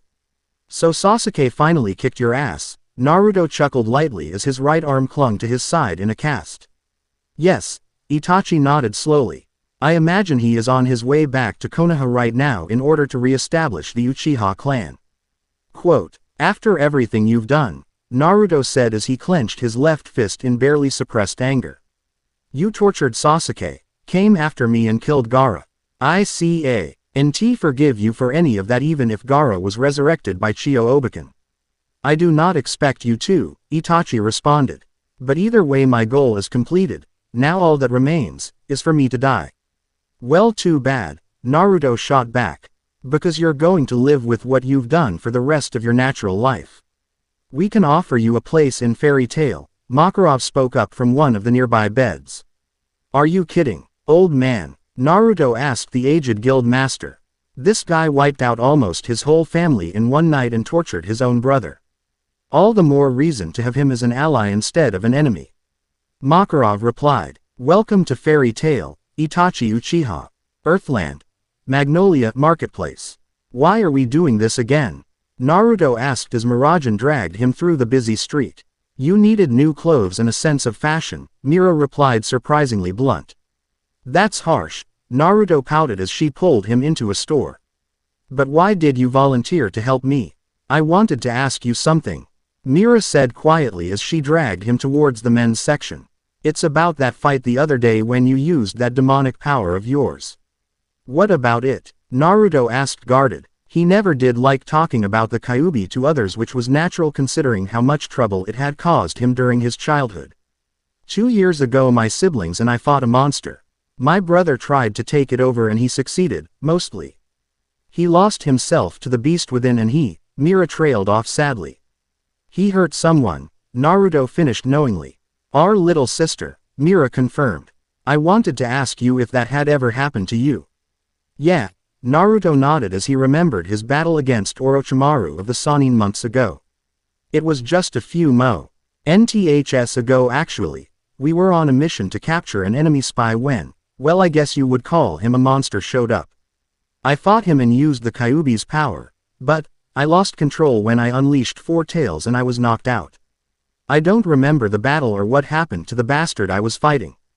When I woke up, my squad's leader told me that I injured our other teammate and I had pretty much torn apart the battlefield. Then you know how dangerous that power of yours is? Mira asked him. I saw the aftermath, Naruto replied. I just want to protect those precious to me no matter how much pain it causes me. Neither of them said anything after that and instead just started picking out different clothes for Naruto to try on. By the end of it, Naruto was wearing a black, high-collared jacket with a zipper, and over that was another jacket. This one was unzipped and white, with several black block designs and a gray hem on the end of each sleeve. This jacket's collar was red and pleated and folded back. He also wore two colored pants. The legs of his pants were beige with several of what looked like buttons on the hem that appeared to attach the legs to the rest of the cloth, which were dark colored. His shoes were colored in shades of gray and black, and had red straps in place of laces. Finally, he wore a wristband with a black and white checkerboard pattern on his left wrist. Why is there no orange? Naruto asked after they were done. Trust me when I say you look a lot better in that, Mira smiled back. But I like orange. Earthland. Magnolia outskirts. A week later, after his arm had completely healed from the self-inflicted damage he had caused, he had traveled out into the fields around Magnolia in order to make contact with his homeworld again. Kuchio's no jutsu, Naruto exclaimed as he slapped his hand down on the ground and the human-sized toad known as Gamakichi appeared in a poof of smoke. Bro, we've been waiting for you to summon us all week. What happened? The toad questioned. It's a long story, Naruto sighed and shook his head. Anyway, I just summoned you to deliver an update to Tsunade Obeken and Ero Sennin. Oh man, you don't know. Gamakichi spoke with a subdued voice. I don't know what? Naruto inquired. Perhaps it would be better if you hear it from the elders, Gamakichi suggested. What the he? Naruto started. Just summon the elders already. Gamakichi yelled at him. Okay. Naruto nodded, confused, quickly formed the hand. Seals for another summoning. Kuchio's no jutsu, he exclaimed as he PPED his hand down on the ground once again. A moment later, both Fukasaku and Shima appeared in puffs of smoke. Yo, he waved in greeting. Naruto boy, Fukasaku said in surprise and some sadness. What's wrong, geezer toad? Naruto asked, confused. There's no easy way to say this, so I'll be blunt, Fukasaku started. Jiraiya boy has been killed in battle. What? Naruto stammered, not believing his ears. A week ago when we lost contact with you, Jiraiya boy located the whereabouts of the Akatsuki leader, which turned out to be Megakure no Sato. He infiltrated the village and encountered the leader of the Akatsuki, a man whom called himself Pain. The battle was long and Pain appeared to be not just one man but 6 different people. Jiraiya boy was outnumbered and eventually overwhelmed. He was struck down after engraving this message on my back, Fukasaku explained and removed his coat to show a series of numbers on his back. Ero Sennin is dead, Naruto asked as his fists clenched in anger and sadness at his sides. Yes, Fukasaku nodded sadly. That's not all. 2 days later, Pain launched a direct attack on Konoha in the hopes of locating you. He attacked Konoha. What happened? Naruto questioned with mounting horror. When we arrived it was already too late, Fukasaku replied. Konoha has been completely destroyed. All that remains is a crater where the village used to be. This can't be happening. Naruto shook his head in denial. There were survivors, Fukasaku continued. But Pain has a dujutsu called the Rinnegan, the dujutsu wielded by the Rakudo Sennin, the first shinobi. Against something like that, even Konoha never stood a chance. Damn it, Naruto gritted out. Calm yourself, Naruto-kun, a new voice spoke from behind him. Getting angry won't solve anything here. It was Itachi. Then what do you suggest? Naruto demanded. Learn Leader Sama wields the Rinnegan, Itachi said clearly. 3 years ago both Kisame and I opted against facing Jiraiya Sama directly because I thought that the best we could accomplish was our mutual destruction. If Pain has indeed killed Jiraiya Sama, then I doubt even at my best that I could defeat him in one-on-one combat with any real hope of victory. As you are now, I am sorry to say that you really don't stand a chance. A member of the Akatsuki. Here, Shima asked in surprise. It's a long story, Naruto replied. Anyway, let's go and kick this Pain guy's ass already. Unfortunately, I have to agree with him, Fukasaku responded as he gestured towards Itachi. There is no way you can hope to defeat Pain as you are now. Then what am I supposed to do? Naruto demanded. I can't just sit around here and wait while that bastard is running around like this. You can come with me, Fukasaku offered. I'll train ya personally in Senjutsu at Myobokuzen and hammer it into ya the same way I did to Jiraiya boy. Will it give me power to beat Pain? Naruto asked him. I can't guarantee, Fukasaku replied. But right now ya really don't stand a chance at all. Then let's go. Earthland. Magnolia Fairy Tail Guild.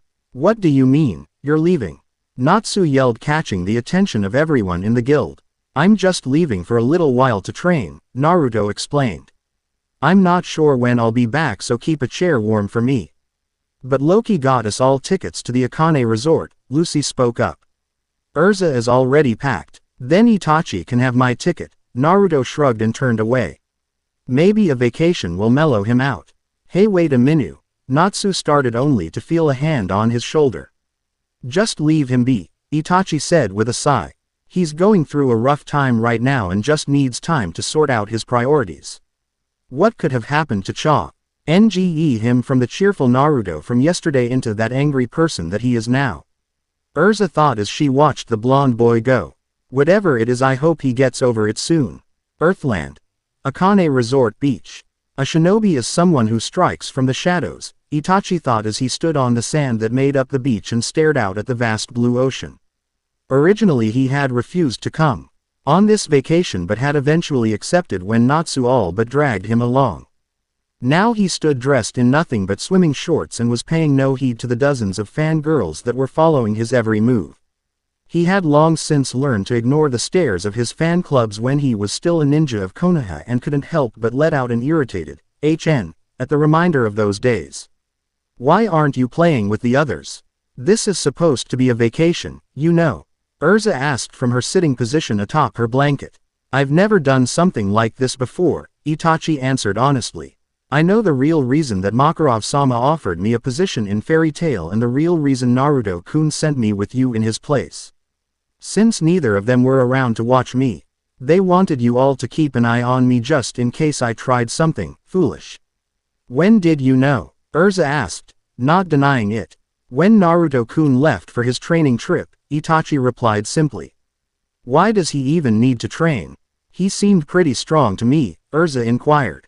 It is for him to say, Itachi responded. I have no right to tell you. He's clearly hurting, Urza said clearly. I can see it in his eyes. Very well, Itachi conceded. We received word that his home village was attacked and destroyed by a single man. This same man has murdered Naruto-kun's former master. And most likely has killed his grandmother too.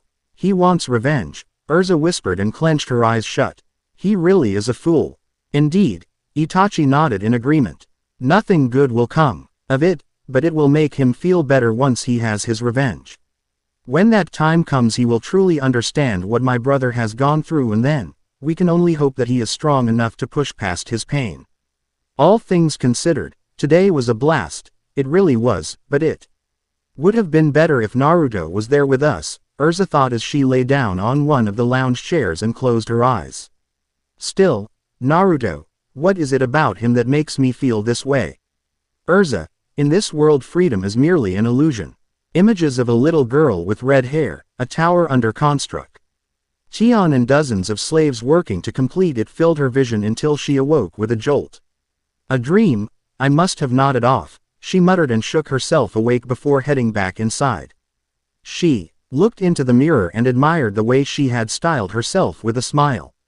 I'm most at ease in armor after all, she chuckled as she re-equipped her standard armor on. There's no changing a girl like me. Urza, Lucy called from the doorway. They've got a casino in the basement. Want to come and check it out? Well, I'm not really fond of gambling, Urza trailed off. Natsu and Gray are already down there playing, Lucy informed. And Itachi is just outside. Dear me, Urza sighed with a smirk and re-equipped her purple dress decorated in red roses. This should work, right? Dressing casual would have been fine, Lucy replied with a sweat drop at the sight. Okay, so I thought you'd have to change the armor, but still. Since I'm going, it'd be an insult to the casino if I wasn't playing to win, Urza chuckled. Yeah, we're off, Lucy hollered as she walked out the door. Once in a while is fine, right? I'm allowed to have laid back days every now and then, Urza thought as she cast one last glance in the mirror before leaving. Urza, you're amazing, Lucy exclaimed as Urza won yet again. Her luck is as good as like Naruto-kun's, Itachi thought unconcerned. It's fitting, I suppose. Time for a new dealer. A man dressed in the same attire as the staff member spoke up and exchanged places with the current dealer. Right now I feel like I can't lose no matter who I'm up against, Urza commented with a smirk. Hell yeah, Lucy agreed. If that's the case, why don't we enjoy a special game? Except we won't be betting with coins, the new dealer offered. Something is wrong here, Itachi thought and narrowed his eyes as the dealer placed 5 cards down on the table. They were face up and together they spelt the word, death, causing Urza to look up in confusion. Let's bet with our lives, the dealer smirked. Urza ne-san, sister. Itachi's eyes darkened as his Sharingan swirled into existence. Sho. Urza trailed off in shock. It's been a while, ne-san. Sho smiled back darkly. What's going on? Lucy asked but received no answer. You were safe, Urza said in relief. Safe? Sho sneered back. Ah. No. I meant, Urza stumbled over her words. Guys, I've found her, Sho said with his hand brought up to his ear. Utakata, Itachi thought as waved his left hand between the two, catching Sho in his genjutsu with just one look. A second later the whole room became pitch black, almost like all of the light had simply vanished. What the? Lucy started. It's pitch black. What's going on? This reminds me of Kokuongyo no Jutsu of the Shodai and Nadaime Hokages, Itachi mused as his Sharingan spun wildly. He may not have been able to see clearly, but he could still see chakra signatures such as the other people in the room. Just as suddenly as the darkness came, it vanished again to reveal the shaken and confused people around them. Meow, a new female voice whined as a long whip wrapped around Lucy and pulled her back, restraining her. What the heck? What is this thing? Lucy yelped in surprise as her arms were pulled back over her head. Lucy, Urza shouted in worry. Meow, spoke a young woman with brown hair in the shape of cat ears. Super strong, right, Miliana? Urza asked, now sweating. You can use magic. This is getting out of hand, Itachi thought as stood over the motionless Sho. Long time no see, Urza-chan, the cat girl said happily. What is the meaning of this? Lucy is my friend, Urza questioned. Friend, Miliana mused. But weren't we your comrades, Urza-chan? Meow. They were comrades, Lucy thought as she tried to break free of her restraints. Enough of this, Itachi spoke clearly. Let Lucy-san go or face the consequences. Meow. You're no fun, Miliana said back. So be it, Itachi said unconcerned as another Itachi appeared behind the cat girl. Huh, Miliana yelped in surprise as she turned, only feel a brief strike to the back of neck and fall to the ground unconscious. We must hurry, Itachi told the two girls as he cut through Lucy's restraints, freeing her. The others have probably encountered more enemies. Why now? Urza muttered in anger and sadness. You turned out to be quite the looker, spoke a new voice as a new man materialized a few feet away. Another one, Itachi thought with the smallest hint of irritation. That voice, Wally, Urza asked and turned to look at him. He wore a business suit, but it was his face and hands that caught her attention. He appeared to be made out of blocks and his arm appeared to change shape before their eyes. You can use magic too. Not that it would matter if you hadn't recognized me, Wally shrugged as he brought up his right arm, which was now in the shape of a long barrel, and aimed it right at her. Compared to Mad Dog Wally from the old days, I'm much more well-rounded now, there's no need to be awestruck. Once that guy gets his mitts on you, a new voice spoke as a large man with a turban on his head appeared on the other side of the room in a flash of light. Anyone would be able to use magic, right Urza? Simon, Urza asked, recognizing the voice. Urza, who are these guys?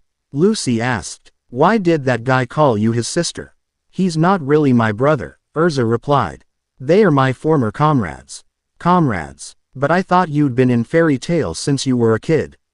Lucy continued. This was before that. Urza trailed off and turned her attention back to the two newcomers. What's the old gang doing here? We came to bring you back, Wally answered. That's all I needed to know. Itachi thought as his shifted into his Mangekyo Sharingan. Amaterasu, he whispered as black flames exploded from his eyes and crossed the difference between them in an instant. The black flames consumed Wally's right arm, causing him to scream in pain as his arm melted in a matter of seconds, forcing him to turn his other arm into a gun barrel and shoot his burning arm off at the shoulder. Before he could recover, Itachi was already in front of him with his fist covered in lightning. Wally, watch out, Simon called out, but it was already too late. Chidori, Itachi whispered as he struck forward, impaling Wally through his remaining shoulder, effectively crippling the only good arm. That's excessive, Urza thought as Wally went done. Yami no Maho. Yami Setsuna. Simon exclaimed as he brought his hands together to form activation circle. A second later the room faded into darkness, blinding everyone in the room. This man is the main threat here, I need to take him out now. And then I can face Urza, he thought as he rushed through the darkness and threw out a punch right at Itachi's face. The punch seemed to strike an invisible wall around the Uchiha, catching Simon by surprise.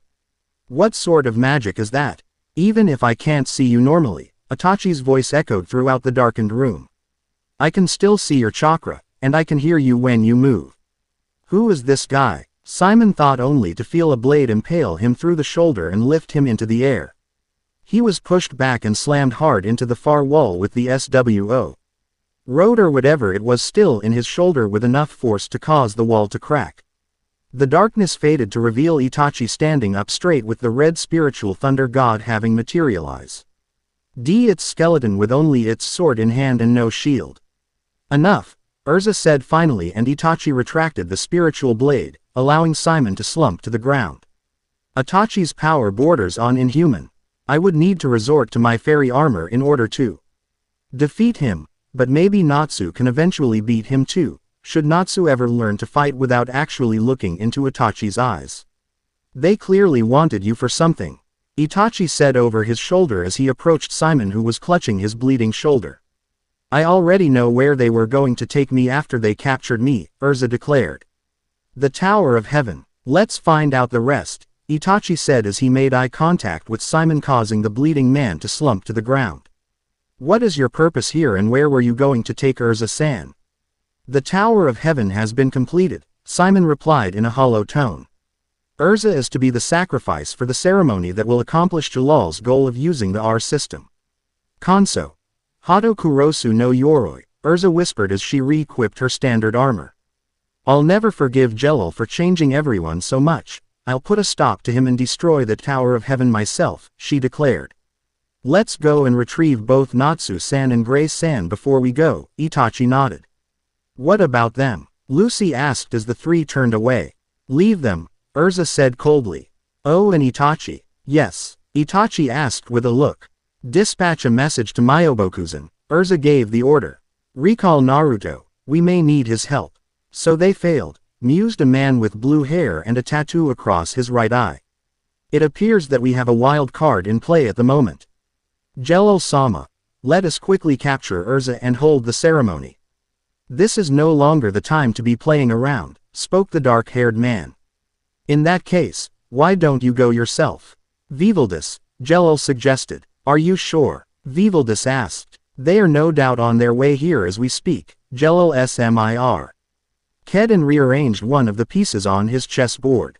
And they have finished their turn, have they not? Earthland. Tower of Heaven courtyard. That's a lot of guards, Gray commented as they hid behind some rocks on the shoreline. Who cares? Let's plow through them, Natsu suggested. For once I agree with him, Gray nodded. Jello is in that tower, Urza said clearly. Let's go and say hello. She jumped out of cover a moment later as her body glowed. Konso. Tenrin no Yoroi, she dashed forward as dozens of swords materialized in the air around her. Intruder. One of the guards yelled when they spotted her.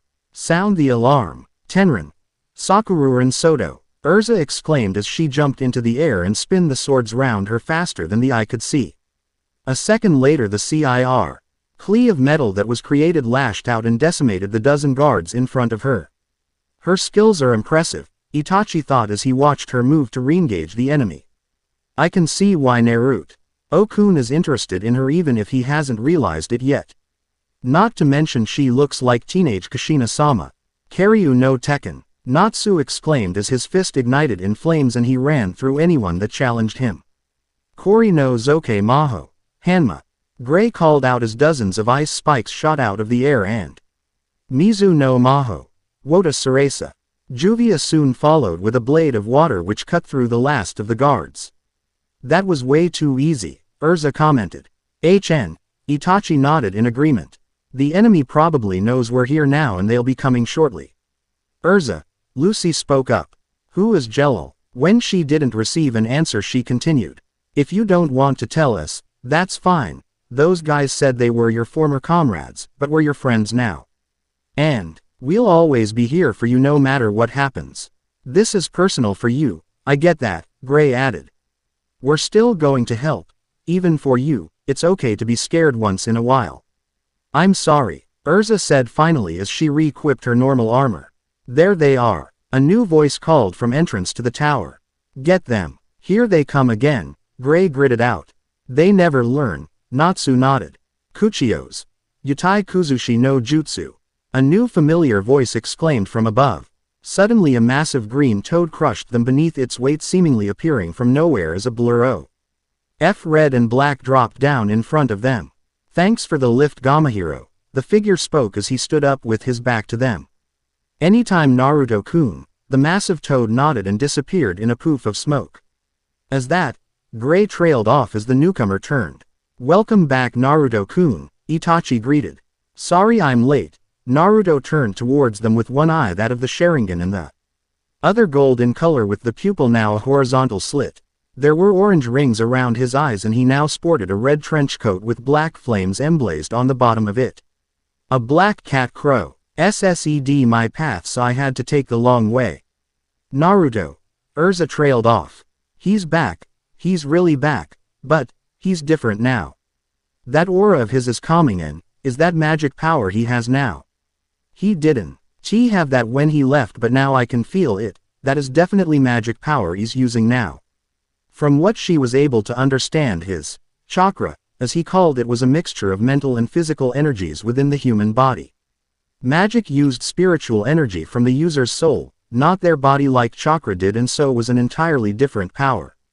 From what she felt now, Naruto was clearly using magic power, but it didn't seem to be originating from his soul like what she was accustomed to. It almost felt like he had somehow drawn it into his body from the spirit of Earthland itself and had become one with it. She had heard the tales from her guild mates and even Master Makarov of how even the world itself was alive, but she had never truly believed it.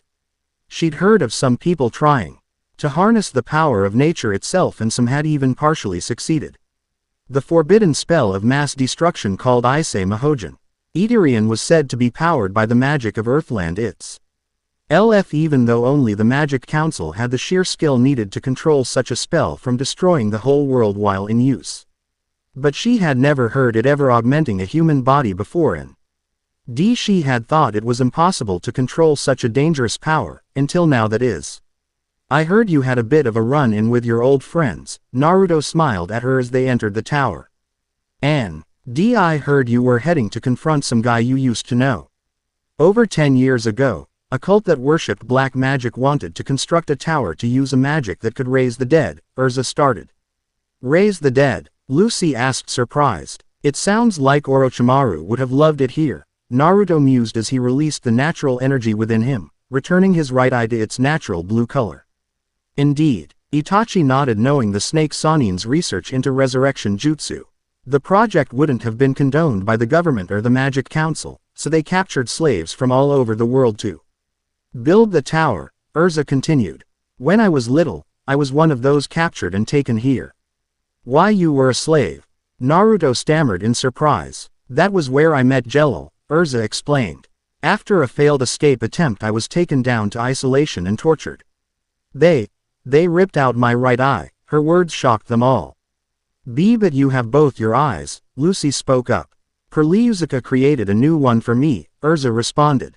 Jello came to rescue me, but he was captured and was taken in my place.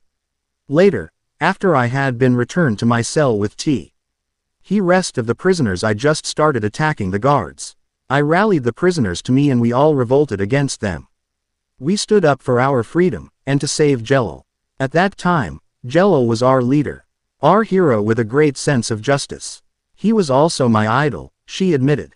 But with the time that passed, Jello had changed. What happened? Naruto asked, knowing that things weren't going to be happily ever after. If someone can be called evil, I'd call him that, Urza answered. That was the day I learned magic. The enemy mages had finally come onto the battlefield and they struck down my old master. Her old master, Naruto thought as he remembered his own now deceased masters. He took a spell aimed at me and was killed, Urza explained. My magic awakened then and there. With that power I killed the mages who killed him and led the slaves out towards the boats on the shore.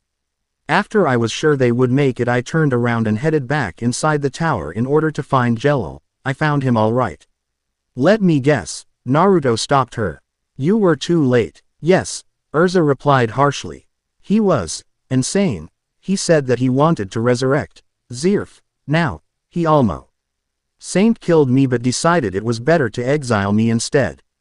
He said if I breathed a word of what was happening here to anyone, that he would kill my friends. I woke up on a beach the next day and just cried for what felt like an eternity. Quote, Urza, Naruto said as he reached out a hand to her. The redhead said as a single tear fell from her left eye. I am going to fight Jello. Hold on, Urza, Gray spoke up. That Zerf you just mentioned. He's called the most brutal and cruel dark mage in the history of the magic world, Urza explained. Indeed, Lucy mused. The monster summoned by Lullaby was created from Zerf. Quote, not only that, I'm afraid Deliora could have been another such part of Zerf, Urza added. Zerf has the power to create these terrifying monsters with little effort. That's the Zerf that Jello plans to revive, Lucy asked with mounting worry. I'm not sure what his motive is, Urza bowed her head in shame. According to Jell, my old comrade, when Zerf is revived they would become the rulers of the world. World domination, Itachi mused, thinking back on his days in the Akatsuki. It sounds familiar. I don't know what Jello has been filling our heads with since I escaped the Tower of Heaven, but I did abandon everyone for 8 years, Urza continued. I betrayed them. Bullshit, Naruto declared. This guy goes insane and threatens to kill all your old friends so you don't talk. Now he can't touch them and we're going to kick his ass here and now. I'm with Naruto on this one, Natsu agreed. We're in this until the end. Itachi nodded. What are we waiting for? Gray asked. An engraved invitation. Welcome everyone, spoke dozens of mouths that formed on the walls around them to their surprise. What's with these mouths? Gray asked, surprised. They're talking, Juvia said, confused. Jello must have set this up so he could be heard in every corner of the tower, Urza mused. His words are transmitting through the mouths, Lucy asked with a shiver of disgust. I am Jello, the one who controls this tower. All the pieces on both sides have been placed, the voice spoke. It is about time to being the Paradise game. A game? Natsu inquired. The rules are simple, Jello explained. I will use Urza as my sacrifice in a ceremony that will resurrect Zerf. Who's he kidding? Gray sneered back. We're going to let something like that happen, Naruto growled out. Sacrifice. Human sacrifice. No one deserves that fate. That is to say, if I open the gates to heaven, then I win. If you are able to prevent this, then you are the winners. But, to make the game more interesting, I have 3 players here, Jello continued. 3 players, Itachi mused. You must get past them to reach me, Jello declared. Thus this is a 7-on-3 battle. Lastly, there is a special rule in play. The Magic Council might attack using the Issei Mahojin. Idarian, it's a very destructive magic capable of annihilating everything. A weapon capable of destroying the entire island in one blast.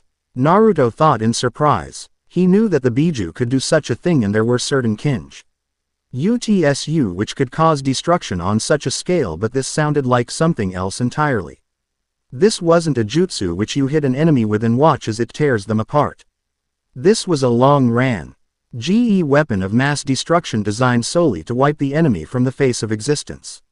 Such a weapon should only ever be used as a deterrent for war or at the worst, a last resort, and that seemed to be the case here.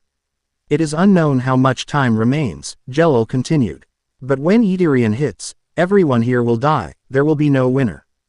Hence, game over. What is Jello thinking? Lucy stammered. He might be killed too, and he calls it a game. Idarian, from the council. That's impossible, because they would need a majority vote to give such an order, Urza reasoned. That's it. Enjoy the game. Jello concluded and the mouths disappeared. He must have some kind of escape plan, Naruto suggested. Agreed.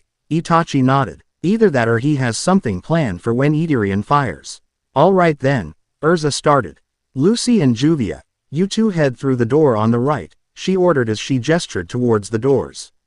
Natsu and Gray, you two take the door on the left. Naruto and Itachi, you both climb up the tower from the outside. I'll take the main stairwell. Let's all meet up in the throne room.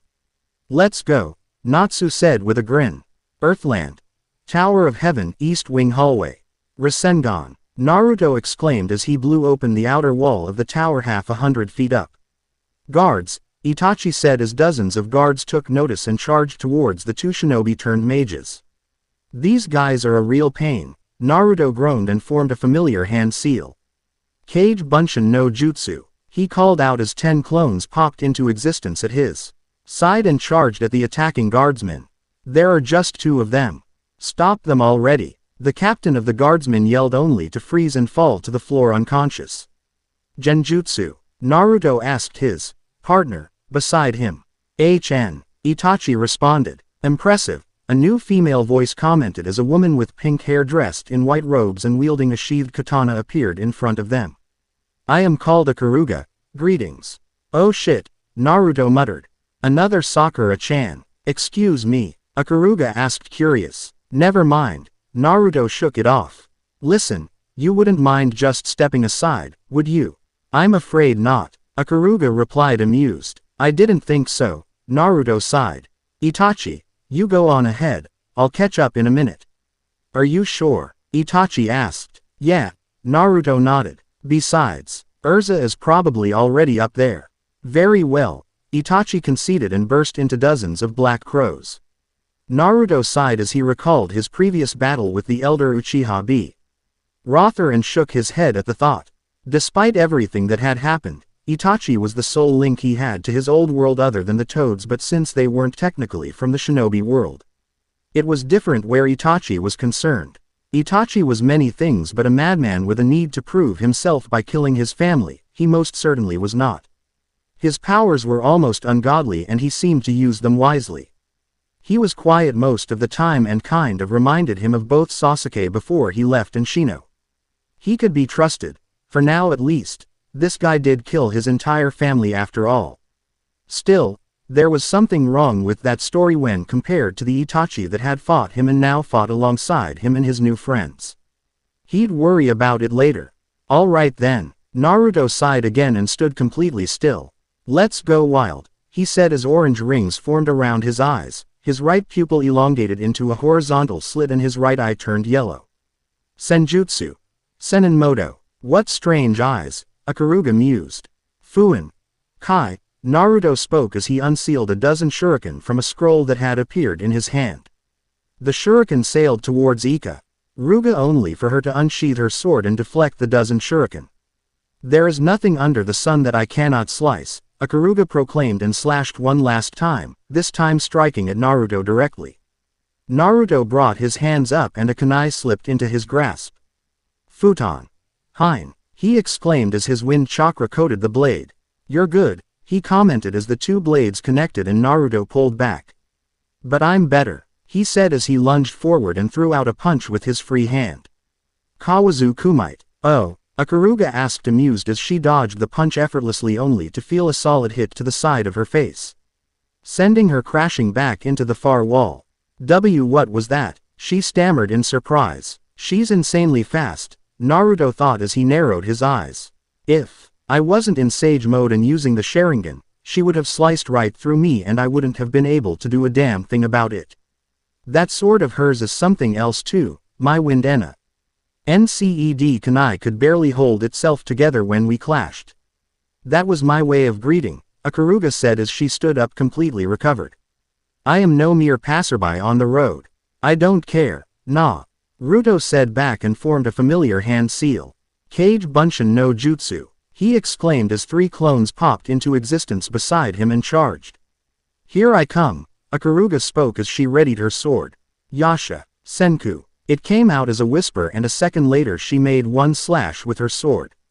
Suddenly all three clones were wiped out and were soon followed by a gust of wind. Her speed with that sword of hers is unreal, Naruto thought as his Sharingan spun wildly. Well, I guess I have to even the playing field. Suddenly his Sharingan shifted into its Mangekyo form and he focused on her sword. Kamui, he whispered as space and time distorted where she held her sword.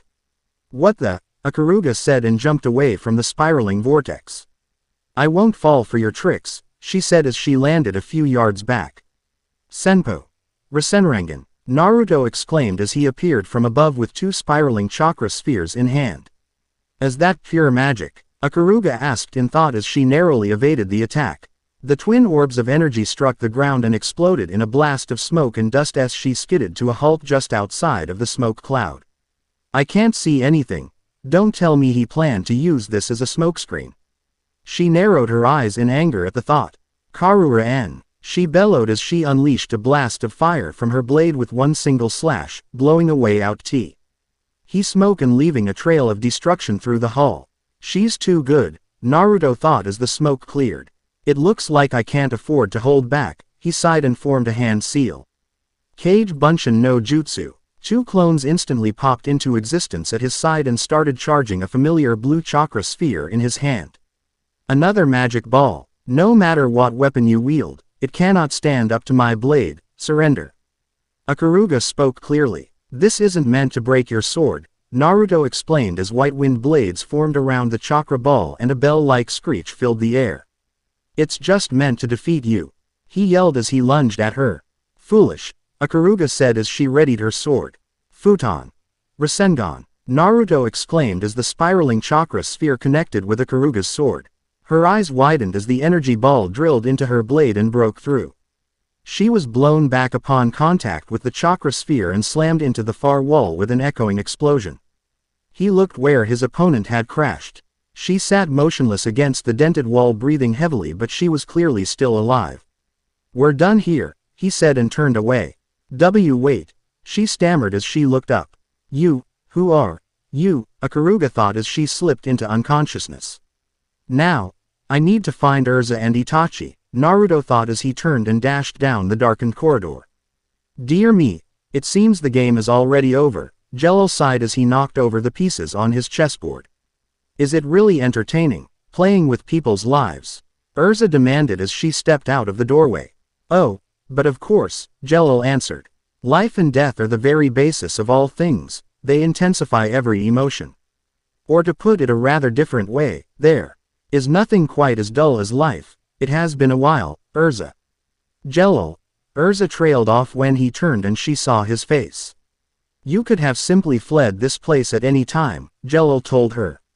Why did you choose not to do so? I need to free all of my former comrades, Erza replied. Not that I care, Jello countered. I no longer have any use for them, not with the Tower of Heaven complete. Even if it were to be destroyed only 10 minutes from now. Erza questioned. You were referring to Itarian. Hehehehe. Jello chuckled at that. You seem unconcerned, so you really were bluffing. Erza guessed as she gripped her sword tighter. Oh no, the Itarian will fall, Jello responded as he removed his hood exposing his face. That is what I wanted to hear, Urza shouted as she raised her sword. 10 minutes. If I can simply keep you here for that long, I will be able to bring an end to all of this. Oh no, you are going to be sacrificed to Zirf, Jello laughed. That much is pure fact. It is your destiny. Sorry I'm late, Naruto said as he arrived at the throne room doors to the sight of Itachi waiting for him. Where's Urza? Inside, Itachi replied. Why aren't you in there with her? Naruto asked. At the moment she does not seem to need our help, Itachi replied. 7 minutes left, Jello chuckled. In 7 minutes' time, Itarian will strike this place. Let us enjoy those 7 minutes, Urza. Right now there is nothing that I fear, Urza declared. Even if Itarian does fall upon me, I will be satisfied as long as I take you with me. Here I come, Yal smirked as he raised his hand and whips of dark energy lanced out.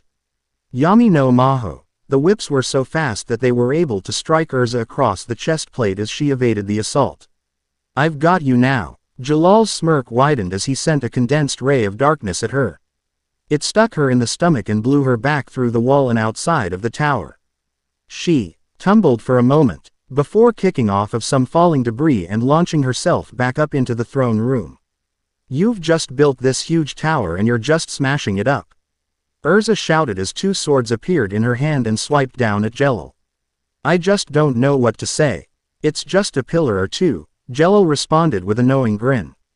Nothing more than decorations. Sho and the others worked 8 long years believing in you. To make those decorations, Urza yelled in anger as she slashed away at him. Oh, don't play your little word games with me, Jello shot back as he evaded each strike.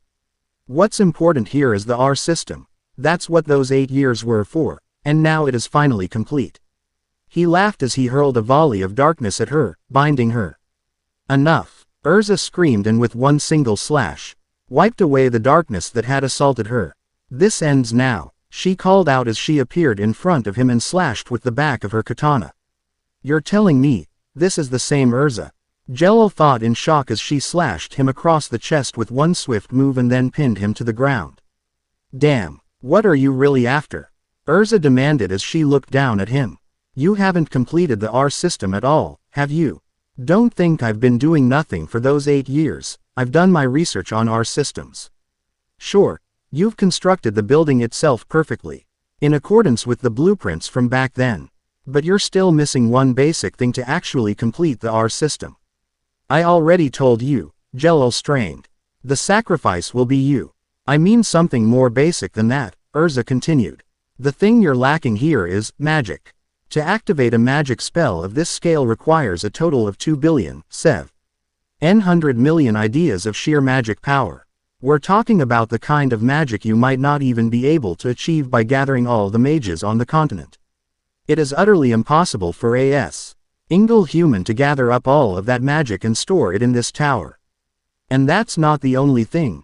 You are perfectly aware of the council's intents to destroy this place, yet you make not a single move to run. What exactly are you planning? I think you've already realized what he has planned, a new voice spoke from the entrance. The sheer amount of energy needed for such a technique is Inhu. Man, only the Biju are capable of generating the amount of power needed. Not quite, Urza said as she stood up and stepped away. There is one other source of energy great enough to power a spell of this scale, the magic of the world itself. The world itself? Itachi asked with a raised eyebrow. The energy Naruto was able to gather from the world around him, Urza replied and turned to the blonde sage. You mean natural energy? Naruto asked and she nodded. But I'm only able to use a small amount of it. The magic of a world is theoretically limitless, Urza explained. You figured it out. Jello stared up with widened eyes. Itarian is said to gather the magic of the world itself and unleash it in one blast at a target, Urza finished. You're hoping for the council to fire Itari on at the tower and somehow use that energy to power the R system. It doesn't matter now, Jello smirked. 1 minute. We can't stop an attack of this scale, Itachi said to his 2 guild mates. Maybe we can, Naruto suggested and ran over to the hole in the wall that was created earlier when Jello had blown Urza through it. What are you planning to do? Urza yelled after him. I'm going to stop that light. Naruto shouted back as he jumped and stood on the side of the wall. Senjutsu. Senenmoto, he whispered as gathered natural energy into his body and his eyes shifted into sage mode. Here it comes, he thought as he looked up and saw a beam of light descend on the tower. Senpo. Kamui, space and time distorted right above the tower and the beam of light was sucked in upon contact.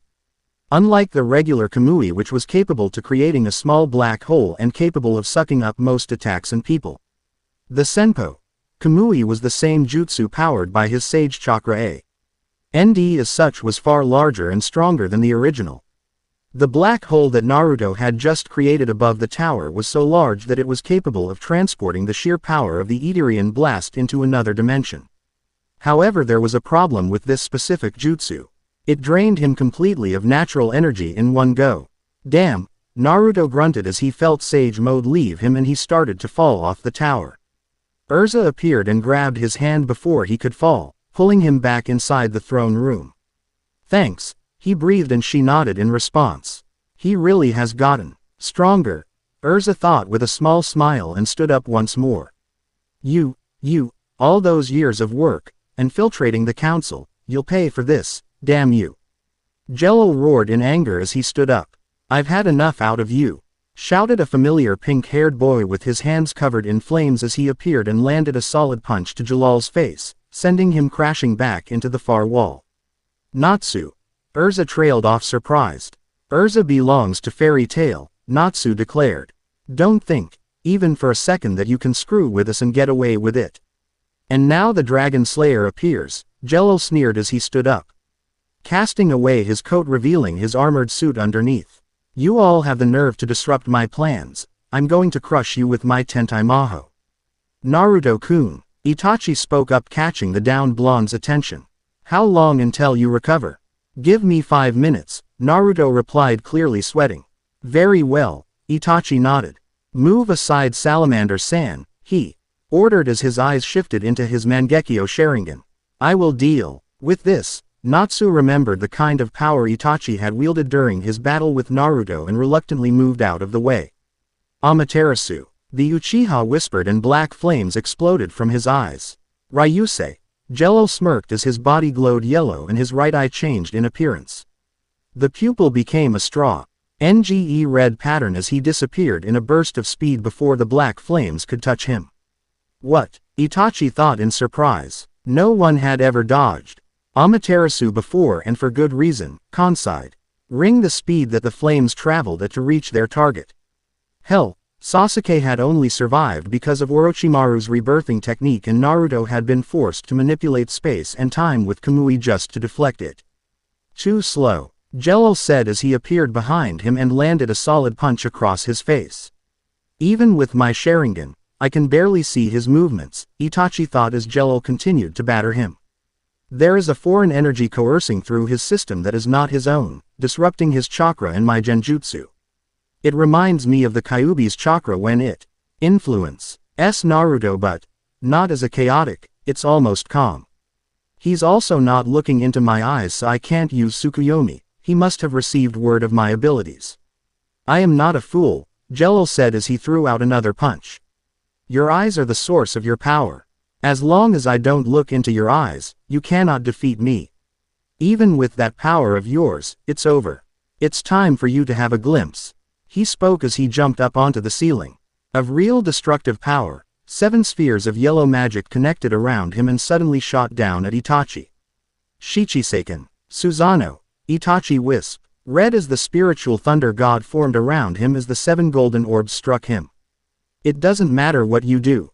As long as this tower still stands, I will just find another way to gathering the energy needed to power it. Jello laughed as he landed back on the floor at the other side of the room and threw his arms up in a cross shape. What is this feeling? Itachi thought with narrowed eyes. Urutarisu. Jello exclaimed as he gathered the darkness of the shadows around him into a single large sphere and hurled it at the spiritual thunder god. Susanoo brought down the Yata no Kagami. I down to cover Itachi as the swirling dark orb struck with a deafening explosion. This isn't going the way I'd hoped. At the very least I need to ensure that the enemy does not win this battle, but right now I don't have the chakra to completely destroy this tower. There has to be another way. Itachi thought and saw Natsu out of the corner of his eye.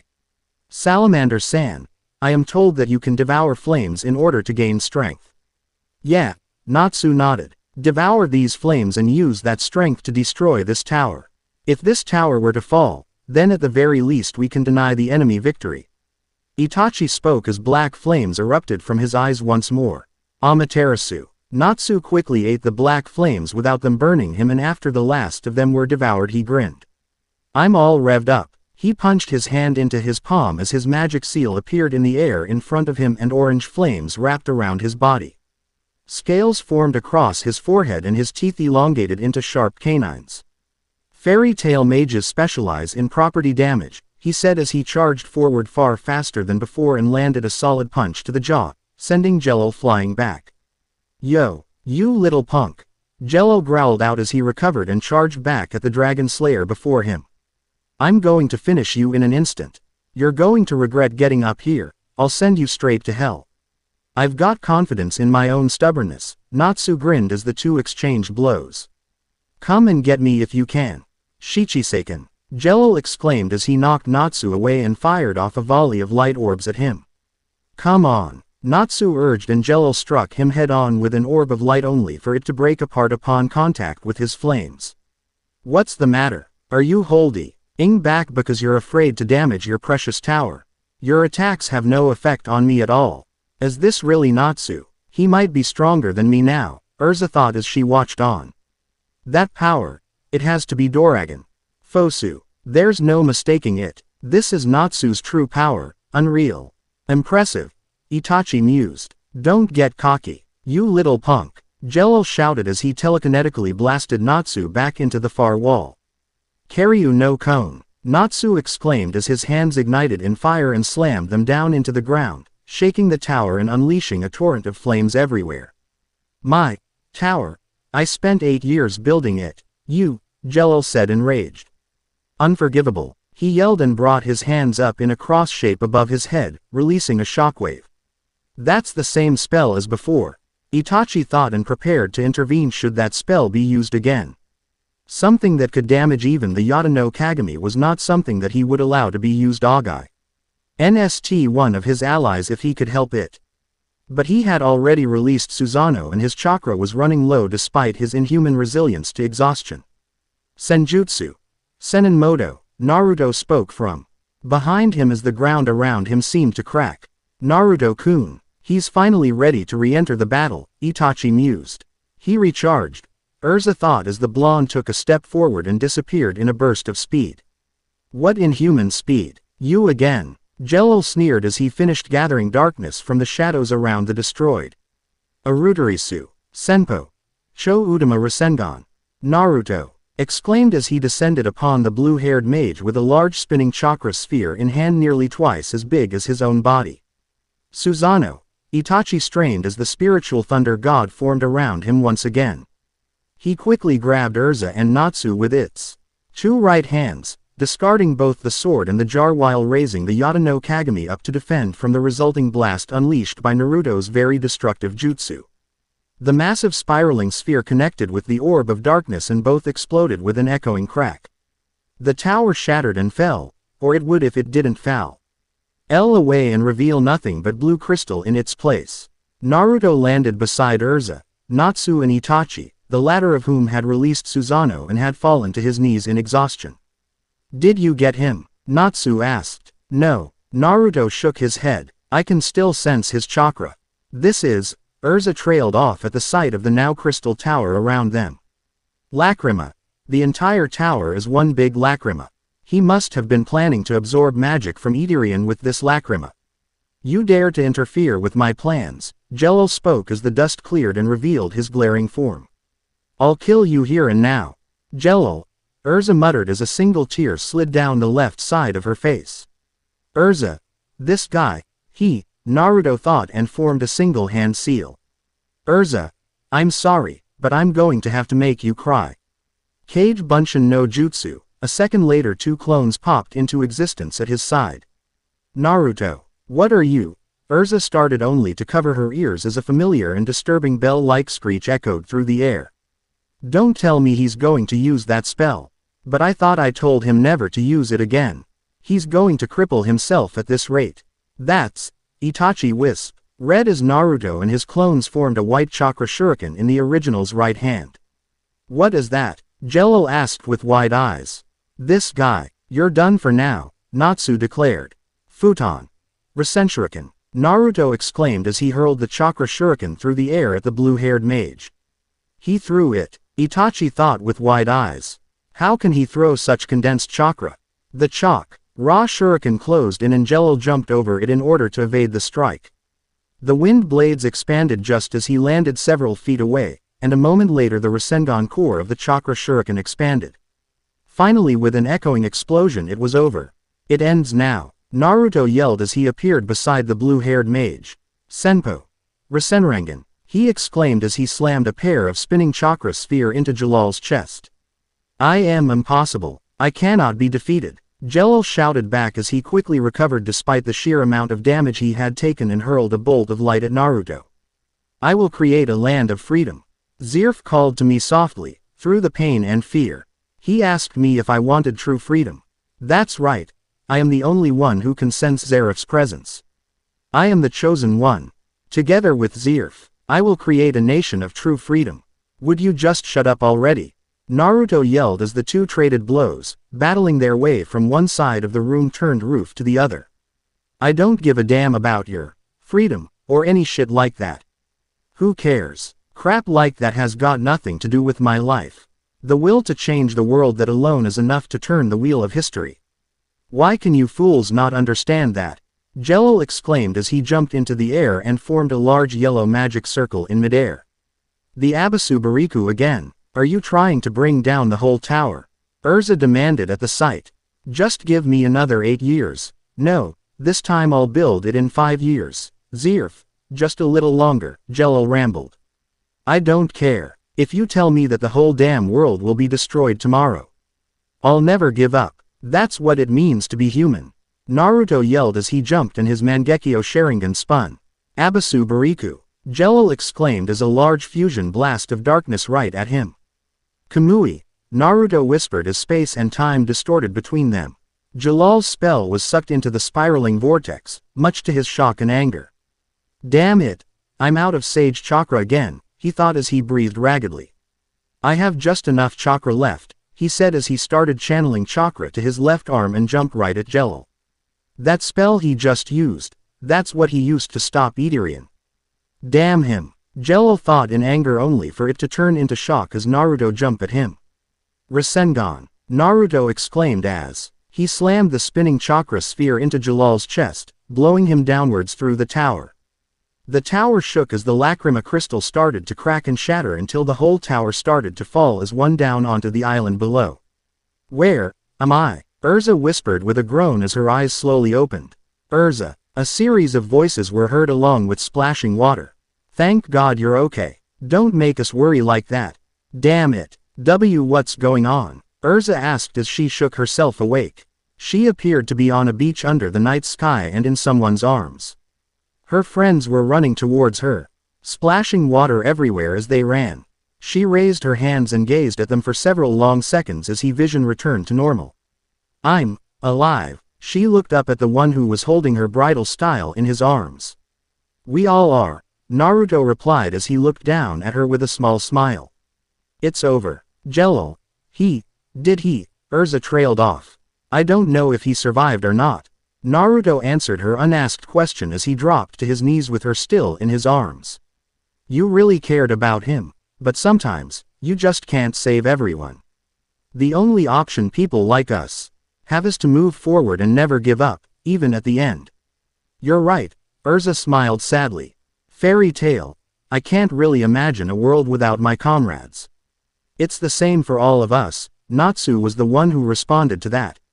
You're a member of Fairy Tail, you're one of us, and we weren't going to let anyone take you away. That's right, Lucy nodded in agreement. You all. Urza closed her eyes with a smile. Thank you, she told them. That's right. I don't have to die for my comrades, Sake. I have to live for their sake. Because that's the only way to bring about a happy future, she thought as tears flowed down from both of her eyes. Let's get out of here. Naruto grinned. Earthland. Fury Southern Beach Hotel. Is this guy really going to be okay? Gray asked as he looked. At the bedridden Natsu wrapped in bandages. Yeah, seriously, he's been sleeping for 3 days now, Lucy added. Natsu. Lucis wearing a maid outfit, and she's dancing for everyone, Happy shouted into the Dragon Slayer's ear. I'd be pissed off if that managed to wake him up. Lucy huffed and turned away only for the pink-haired young man to start smiling. No grinning in your sleep. Oh, just let him rest a little longer. Urza spoke up from the desk on the other side of the room. Not that it could have been helped under the circumstances, Itachi mused. I took a gamble when I allowed him to devour the black flames of Amaterasu. By all rights, he should have been incinerated by merely touching it, he grunted as he turned away. Thankfully all I had to do was buy time for Naruto-kun to recover, otherwise I would have had to go on the offensive and risk leaving the others unprotected. This guy is becoming more of a monster every day, Gray sighed and leaned back in his chair. Natsu's skills are extraordinary, Itachi thought as he gazed down at the young man's sleeping face. His body was able to break down Amaterasu into mere particles and absorb the energy from it, thus triggering that transformation we saw. This boy's potential rivals, Naruto-kuns. They both even act somewhat alike, I wonder. I caused so much trouble to all of you in this incident, Urza spoke apologetically. I really don't know what I can say. Don't worry about it, Naruto told her. We won and we all made it out of there alive.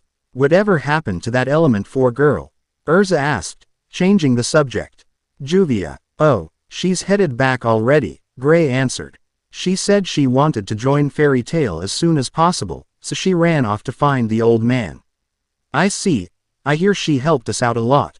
So I would have liked to be there to back her up, but, Urza mused. Shouldn't you be getting some sleep? Naruto asked the redhead. I wasn't really hurt that much, Urza shook her head and waved off his concern. It could have been a lot worse. That's an understatement, Gray muttered. So this is where you were, Naruto spoke up as he stepped out onto the balcony. Urza stood at the edge with her arms resting on the banister as she gazed out at the calm ocean that was reflecting the moonlight. Huh, oh, it's you Naruto, Urza said over her shoulder as he approached. Are you all right? Naruto asked her. I'm just thinking about my old comrades, my old friends. I feel like I've betrayed them, Urza responded. I don't know if Jelal was really possessed by Zirf's ghost or not, but he was able to change my old friends into some of my worst enemies. I just left them after Itachi defeated them without a care in the world.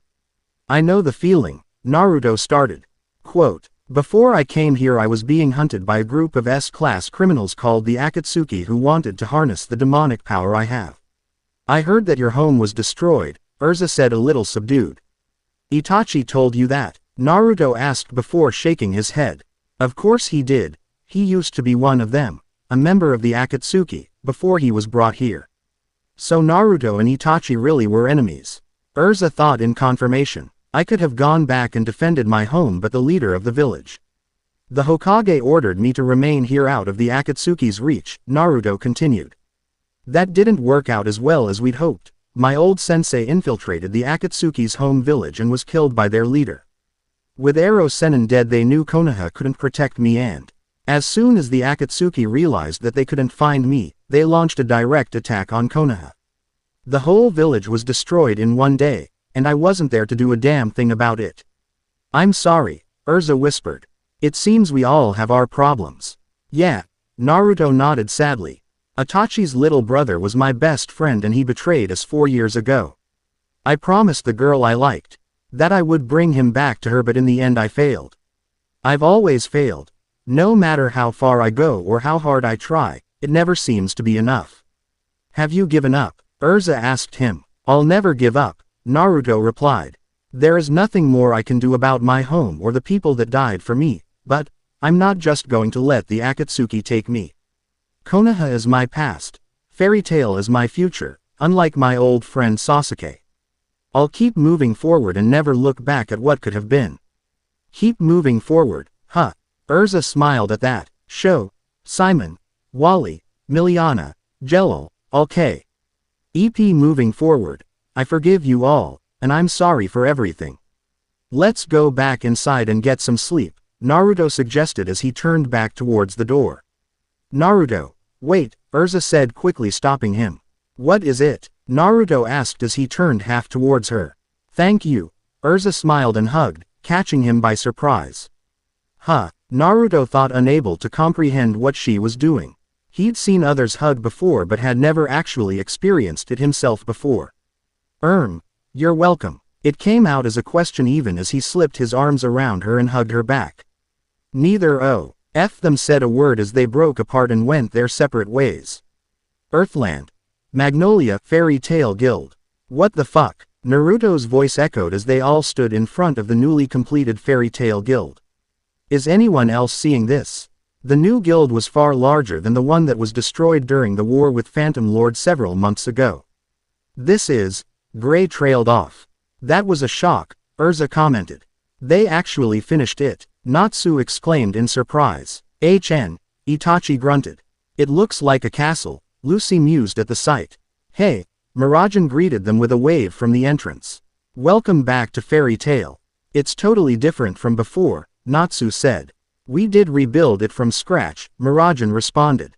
We've got an open-air cafe now along with a souvenir shop that sells fairy tale t-shirts, wristbands, mugs and towels. We even have lacrima crystals for sale, though they are pretty pricey. As she and the others continued towards the gift shop, Itachi hung back with Naruto.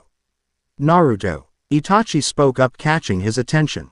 Who is she? Mira-chan. Naruto asked. I'm surprised you haven't met her yet. She's usually the one in charge of the GU whenever the old man has a council meeting.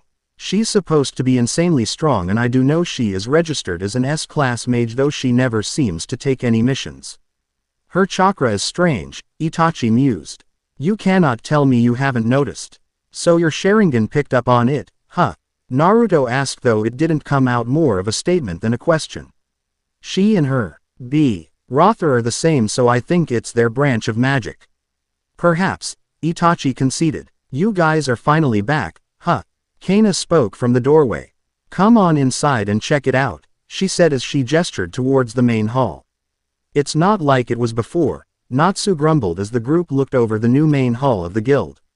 Hey there, one of the blonde waitresses dressed in a fairy tale min dress greeted them with a smile.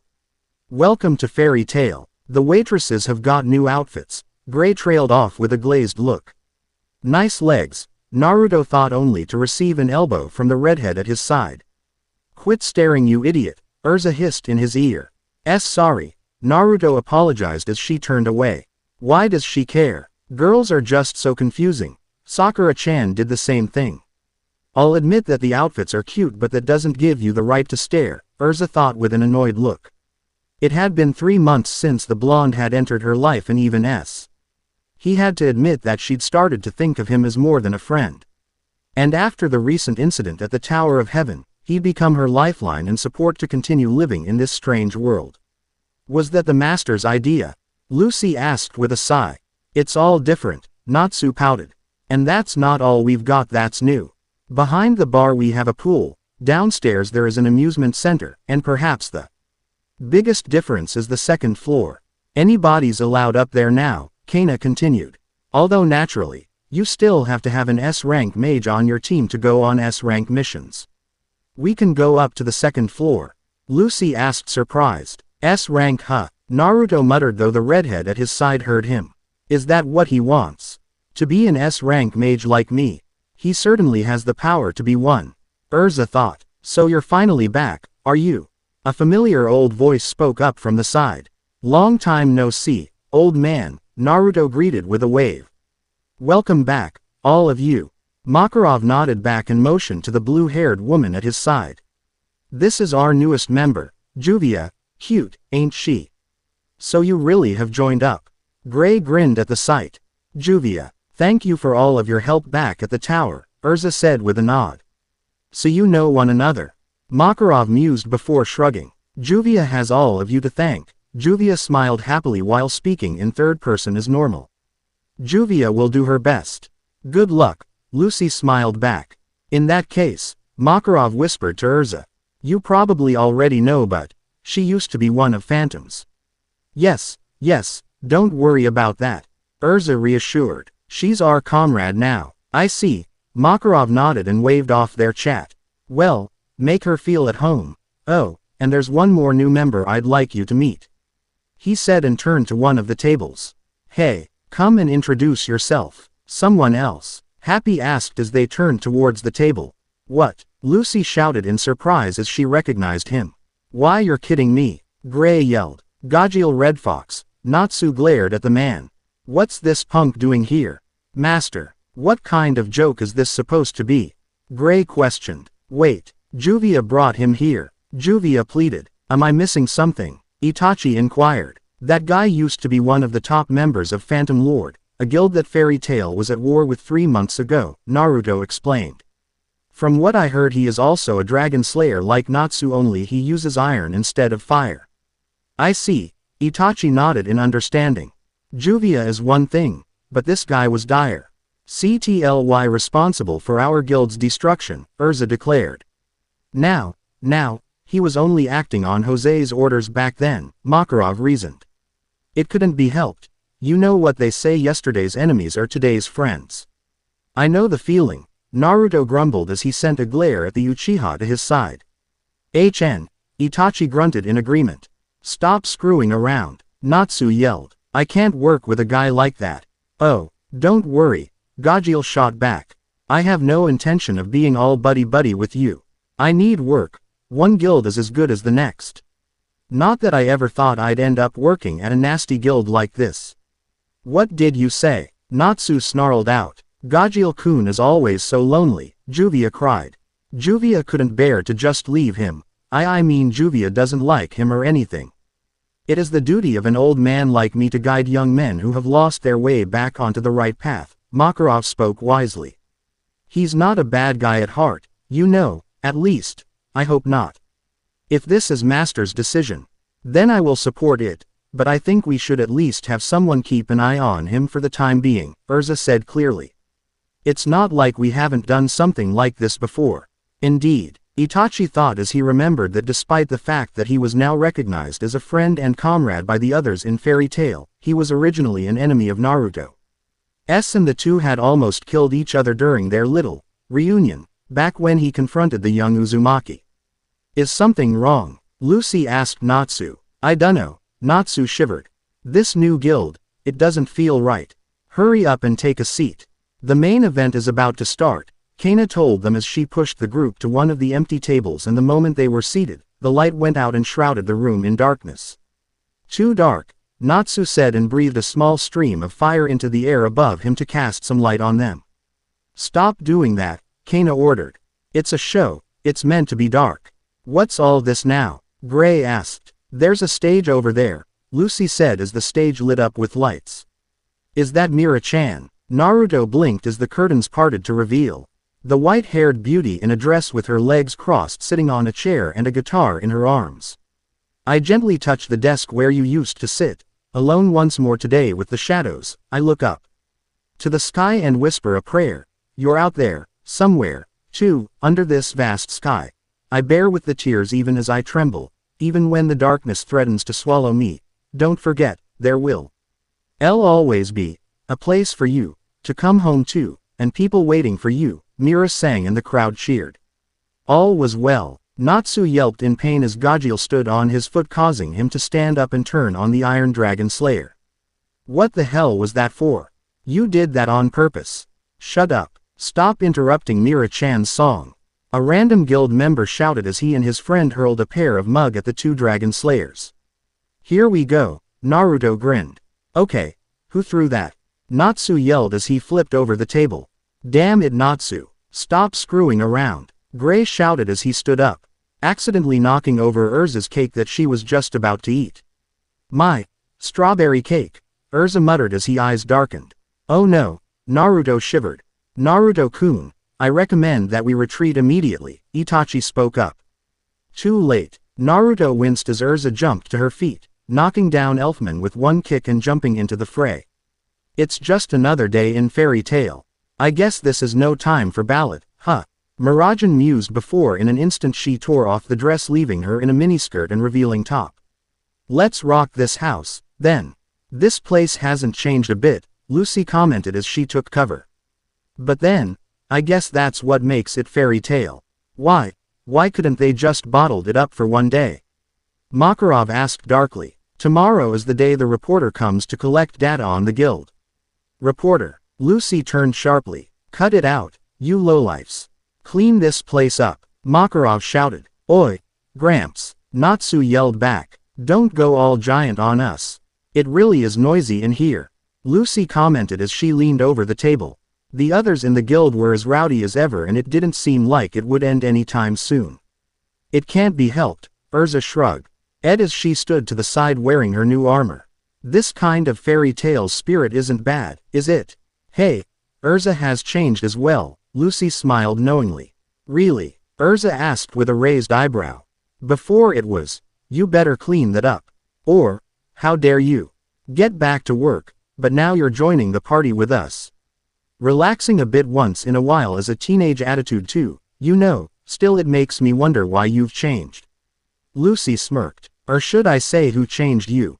I don't know what you're talking about, Urza denied. Naruto is a nice guy. Lucy grinned and brought her hand to her chin in a thinking pose. I wonder if I should go out with him sometime. That is not going to happen, Urza said clearly. Oh, and why is that? Lucy's grin widened. Because just quit it already. Urza stammered and turned away. Why won't you just admit that you like him? Lucy asked her. It's complicated, Urza replied. He lost his home, his friends and his master in a matter of days. Then he left to train to get strong enough to avenge them and then there was that whole mess with Jelal at the Tower of Heaven. He likes you, Lucy spoke clearly. He may not know it and he seems to be as dense as they come but it's clear that he would do anything for you. I know, Urza whispered in response. Oh, Titania Urza. A new unfamiliar male voice echoed from behind them. Oh my god, the real person. The real Urza is so cool. Is this the guy from the Weekly Sorcerer? He looks excited, Lucy commented with a sweat drop. You've come, Urza mused at the sight of the strange reporter. I'm sorry. The reporter, Jason bowed. Please excuse me. My name is Lucy, Lucy introduced with a dazzling smile. I'm Urza's friend. If it's all right, can I ask a few questions? Jason questioned Urza as they walked away, completely ignoring Lucy's presence. Go ahead, Urza sighed. What the hell? Lucy thought in shock. How many armors do you use to re-equip? Jason inquired. More than 100, Urza answered. Cool, Jason exclaimed. Which do you like most? The bunny suit, Urza replied as she re-equipped a pair of bunny ears and a white fluffy tail on a skin-tight suit. The bunny suit. Those ears are cute. Cool. Jason squealed. What the hell is going on here? Urza froze at the sound of that very familiar voice. Huh, Jason uttered as he looked over his shoulder to see a young man. Probably around 16 wearing a red trench coat with black flames on the bottom of it over a black and orange jumpsuit. He had blonde hair, blue and 6 whisker-like marks on his cheeks. Oh, you're new. Is there a problem here, Urza? Naruto asked the redhead, preferring to ask her instead of the reporter. That outfit. Bunny. Damn, I need a cold shower after this. No, everything is fine, Urza reassured as she re-equipped her armor back on. Is he your boyfriend? Jason asked Urza. No I mean, Urza stammered out in surprise. It's Gray. The real Gray over there. Jason yelled as she ran across the hall towards the ice wielder. What the hell was that about? Naruto blinked. It's just an interview, Urza replied. Nothing more. Shouldn't we stop this? Naruto asked as Natsu slugged the reporter across the face and another brawl broke out. Let them be, Urza sighed and shook her head. Everyone, look over here. I'm going to sing, Lucy called out, drawing everyone's attention to her. She was now dressed in a bunny suit of all things and was standing on the stage. Damn, Naruto muttered only to receive a smack across the head by Urza. Quit staring, the redhead hissed at him. If you are going to stare then stare at me when I wear that suit. Sorry, Naruto apologized as the light cut off, darkening the room. What the hell, is Mira-chan performing today? Suddenly the curtains parted at the stage lit up to reveal a shocked and mortified Lucy standing next to a sitting Gajil whom was wearing a white business suit and had a guitar in his hands. You've got to be kidding me. There aren't many things that can entertain. Gajeel started to sing, though the music was a far cry from perfect. I was a stray wolf bee. Oot, now that I'm accepted by you guys, then I should get closer to you. Even though we were enemies before, now we're friends. This is a song I wrote called Best Friend, so listen up. At least he's got some decent lyrics, Naruto commented. Colorful Shubdoda, the melody of the blue metallic. Do do do Shalala, Shubidoda Shalala. What the fuck is this? Naruto asked with wide eyes as she covered his ears. I'm not sure if I should be sorry for him or for everyone. Listening to this, I bite those honeys tightly. Gajeel stopped and turned to the still frozen Lucy. Oi, be my dancer. Dancer, Lucy exclaimed. Dance, Gajeel ordered. Yes sir, Lucy said sharply and started to cry as she danced at his side. Shalalalala, Gajeel continued. Cool, the absurdity is resounding. It's the hit song of the year. Jason cheered as tears of joy started to fall from his eyes. What is that guy smoking? Naruto asked Urza, who waved away his concerns. Shubidoda. Gajeel was still going. What's a Shubidoda? Lucy asked him. Someone stop this guy already. Earthland. Magnolia, Central Park. Why did you guys call me here? Gajeel asked, annoyed. I've got a job to do. Job? This coming from the guy who destroyed the guild. Jet sneered at him. You can go to any other guild to take missions. Have you no shame? Droy added. You guys can hold a grudge, Gajeel said, amused. Can't just let bygones be bygones, huh? Jet, Droy, don't, I'm over that, really. Levi spoke from behind the tree behind them as she remembered the incident where Gajeel had attacked them and nailed them to the tree she was currently hiding behind. This is our limit, Jet continued. You're ruining our guild's reputation, Droy declared. HMPH, Gajeel smirked. You won't act so casual for long. Jet yelled as he rushed forward in a burst of speed and threw out a punch. Nakuru Kurinto, Droy exclaimed as he hurled several green seeds into the ground beside Gajeel. Doze. Ends of vines in the shape of hands emerged from the soil and bombarded Gajeel's form as Jet disappeared in a burst of speed. Jet reappeared above him a moment later and landed a bone-shattering kick to his midsection, sending him crashing down to the ground. Hey, Jet sneered. What are you up to? That can't be it for your power, Droy added, confused. You're being picked on. Huh. A new voice spoke from behind them.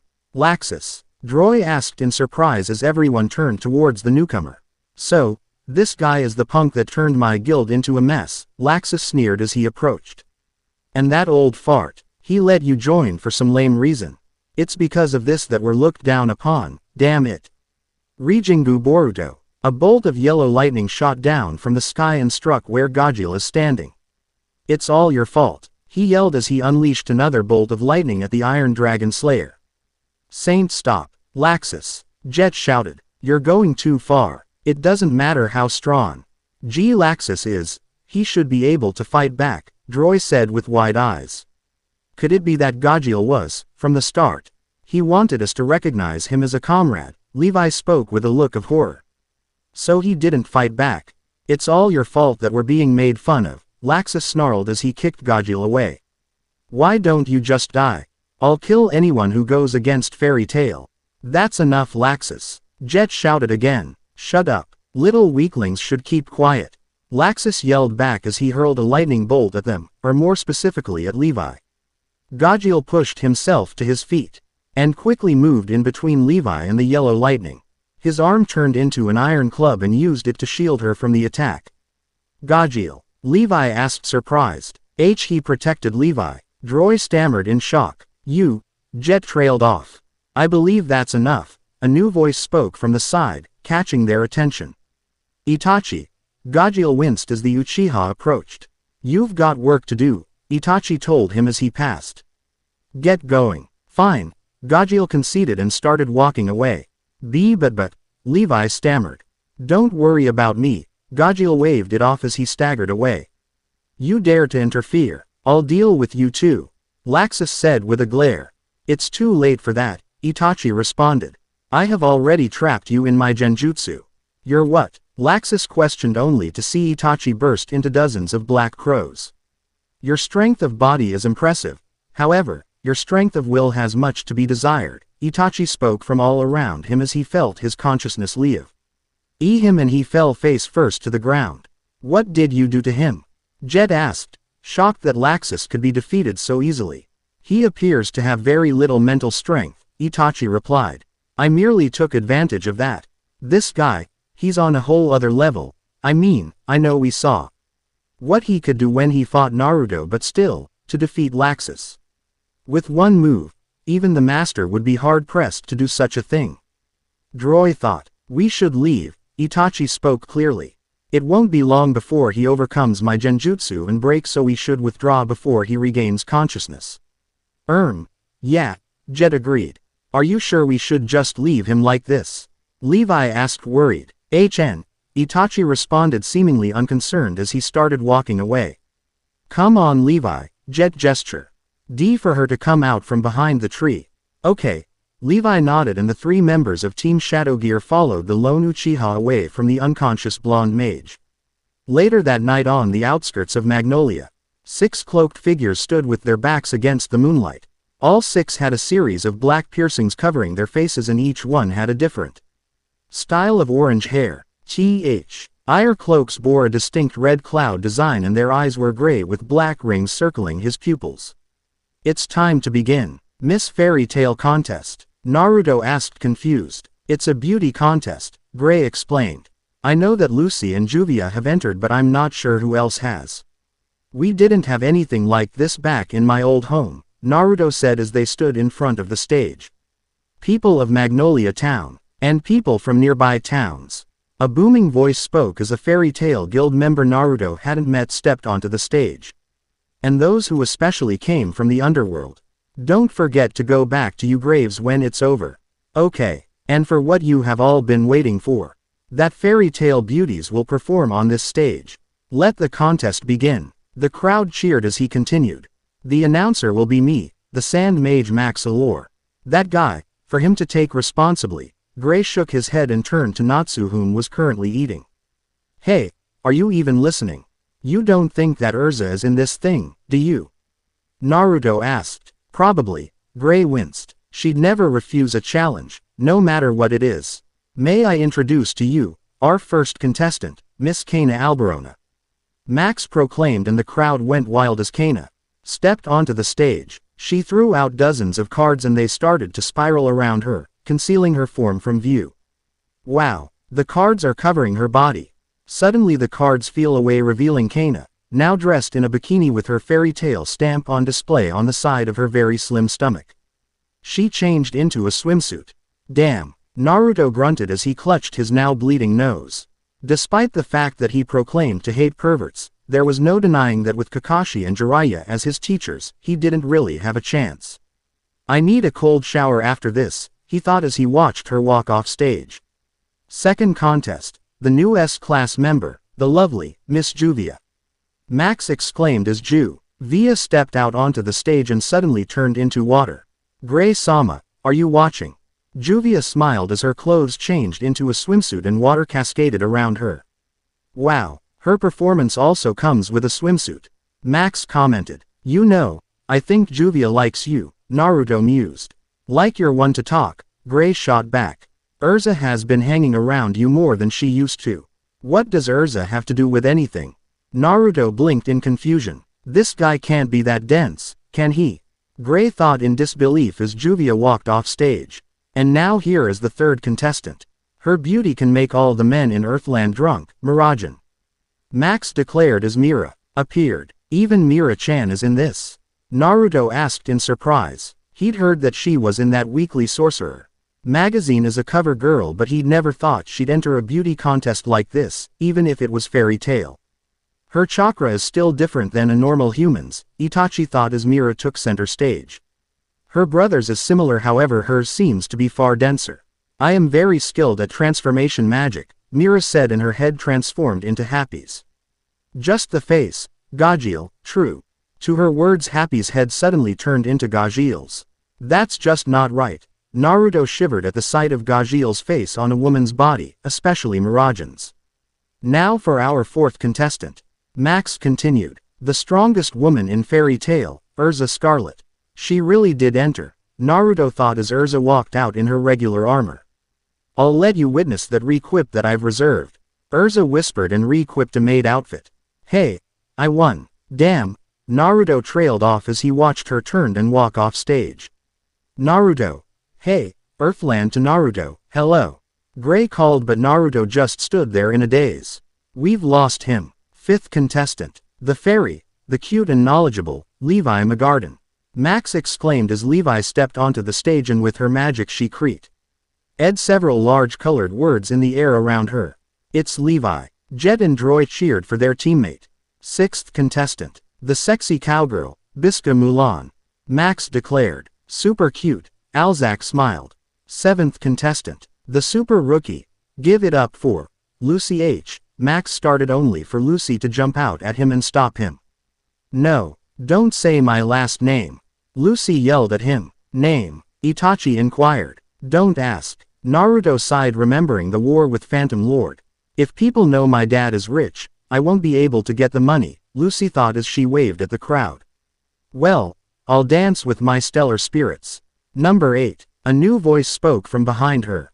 Wait, I haven't even started yet, Lucy began as she turned and saw the newcomer. If you talk about the greatest fairy, then it's me, the woman spoke clearly. If you talk about beauty, then it's me, that's right, it's all me. The champion will definitely be me, Evergreen. It's boring, so we'll end this beauty contest here. Evergreen. Gray's eyes widened in shock. She came back, Elfman added just as surprised. Who is she? Naruto asked as Itachi narrowed eyes at the woman. Quit playing around. This beauty contest concerns my living. Lucy yelled back at the woman. Lucy, don't look into her eyes. Gray shouted quickly. What? Lucy asked confused at his words. What did you say, little girl? Evergreen K. Stioned as she lifted her glasses and the two made eye contact. A moment later, Lucy froze and turned to Stone. What is that, Stone? Is this a performance? This is terrible. Everyone, run. Max shouted to the audience and they hurriedly ran out of the guild. What are you doing, Evergreen? Are you trying to ruin the festival? Makarov demanded. Doesn't a festival have a main show? Evergar. N asked amused as the curtains behind her were pulled up revealing the previous 6 Miss Fairy Tale girls, turned to Stone. Erza. Naruto's eyes widened as the sight of the redhead. She turned those in the waiting room to Stone. Max stammered as he fell back. Sis. Elfman called out to the petrified Mira. There must be a way to return them to normal, Itachi thought as he looked over at Mira. You fool. Turn them back to normal.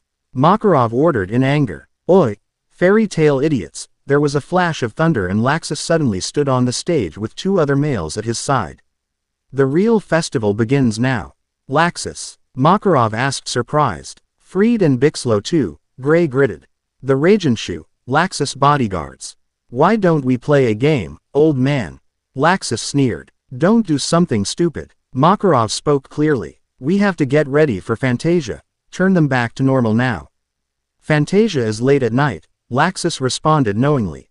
If we hurry, people might get to see it. He called forth a bolt of yellow lightning from above and sent it at Lucy. Stop it, Makarov roared. Senjutsu. Senenmoto, Naruto whispered and disappeared a burst of speed. He reappeared. Beside the other petrified girls with an unharmed Lucy in hand as the lightning bolt struck behind him. You know, I let a lot of bad stuff slide where I'm concerned, but, the moment you dared to attack one of my friends was moment that you really pissed me off, he turned sharply with his Sharingan spinning wildly. He has the same eye as that freak from the other day, Laxus thought. You may have saved one of those girls. But can you save all of them? He sneered as he gestured towards the rest of the petrified girls. I'll destroy them all if you break my rules. Like I said, this is the main show. There are things that can't be taken as a joke, Laxus, Makarov spoke obviously furious. Of course, I'm serious, Laxus chuckled in response. I can only make 5 sage clones and there are 7 hostages. A regular shadow clone isn't fast enough to dodge one of those. Lightning bolts, Naruto thought quickly. What now? It's just a game, to find out who, Freed began. Is the strongest mage in Fairy Tale. Bixlo finished. The rules are simple, Laxus bellowed. The last survivor wins. Fairy tale fight starts now. A second later a table was blown up into the air and fell to the side of the room, causing silence to reign. Isn't this great? This is way too easy to understand. I'm revved up. Natsu grinned as he pumped his fist into the air. Natsu, you're always up for a good time, aren't you? I kind of like that. Laxus smirked in amusement. Natsu. Makarov trailed off as the Fire Dragon Slayer stepped up to his side. This is a festival, right, old man? Let's go. Natsu was about to launch himself at Laxus when Itachi placed a hand on his shoulder. Your strength of will is admirable, however in this type of situation the best way to defeat an enemy is to remove their advantage from the battlefield first, namely the hostages, Itachi told him. He's right, Makarov nodded as he looked over the 7 petrified girls. If you want to free these lovely ladies, you'll have to defeat us first.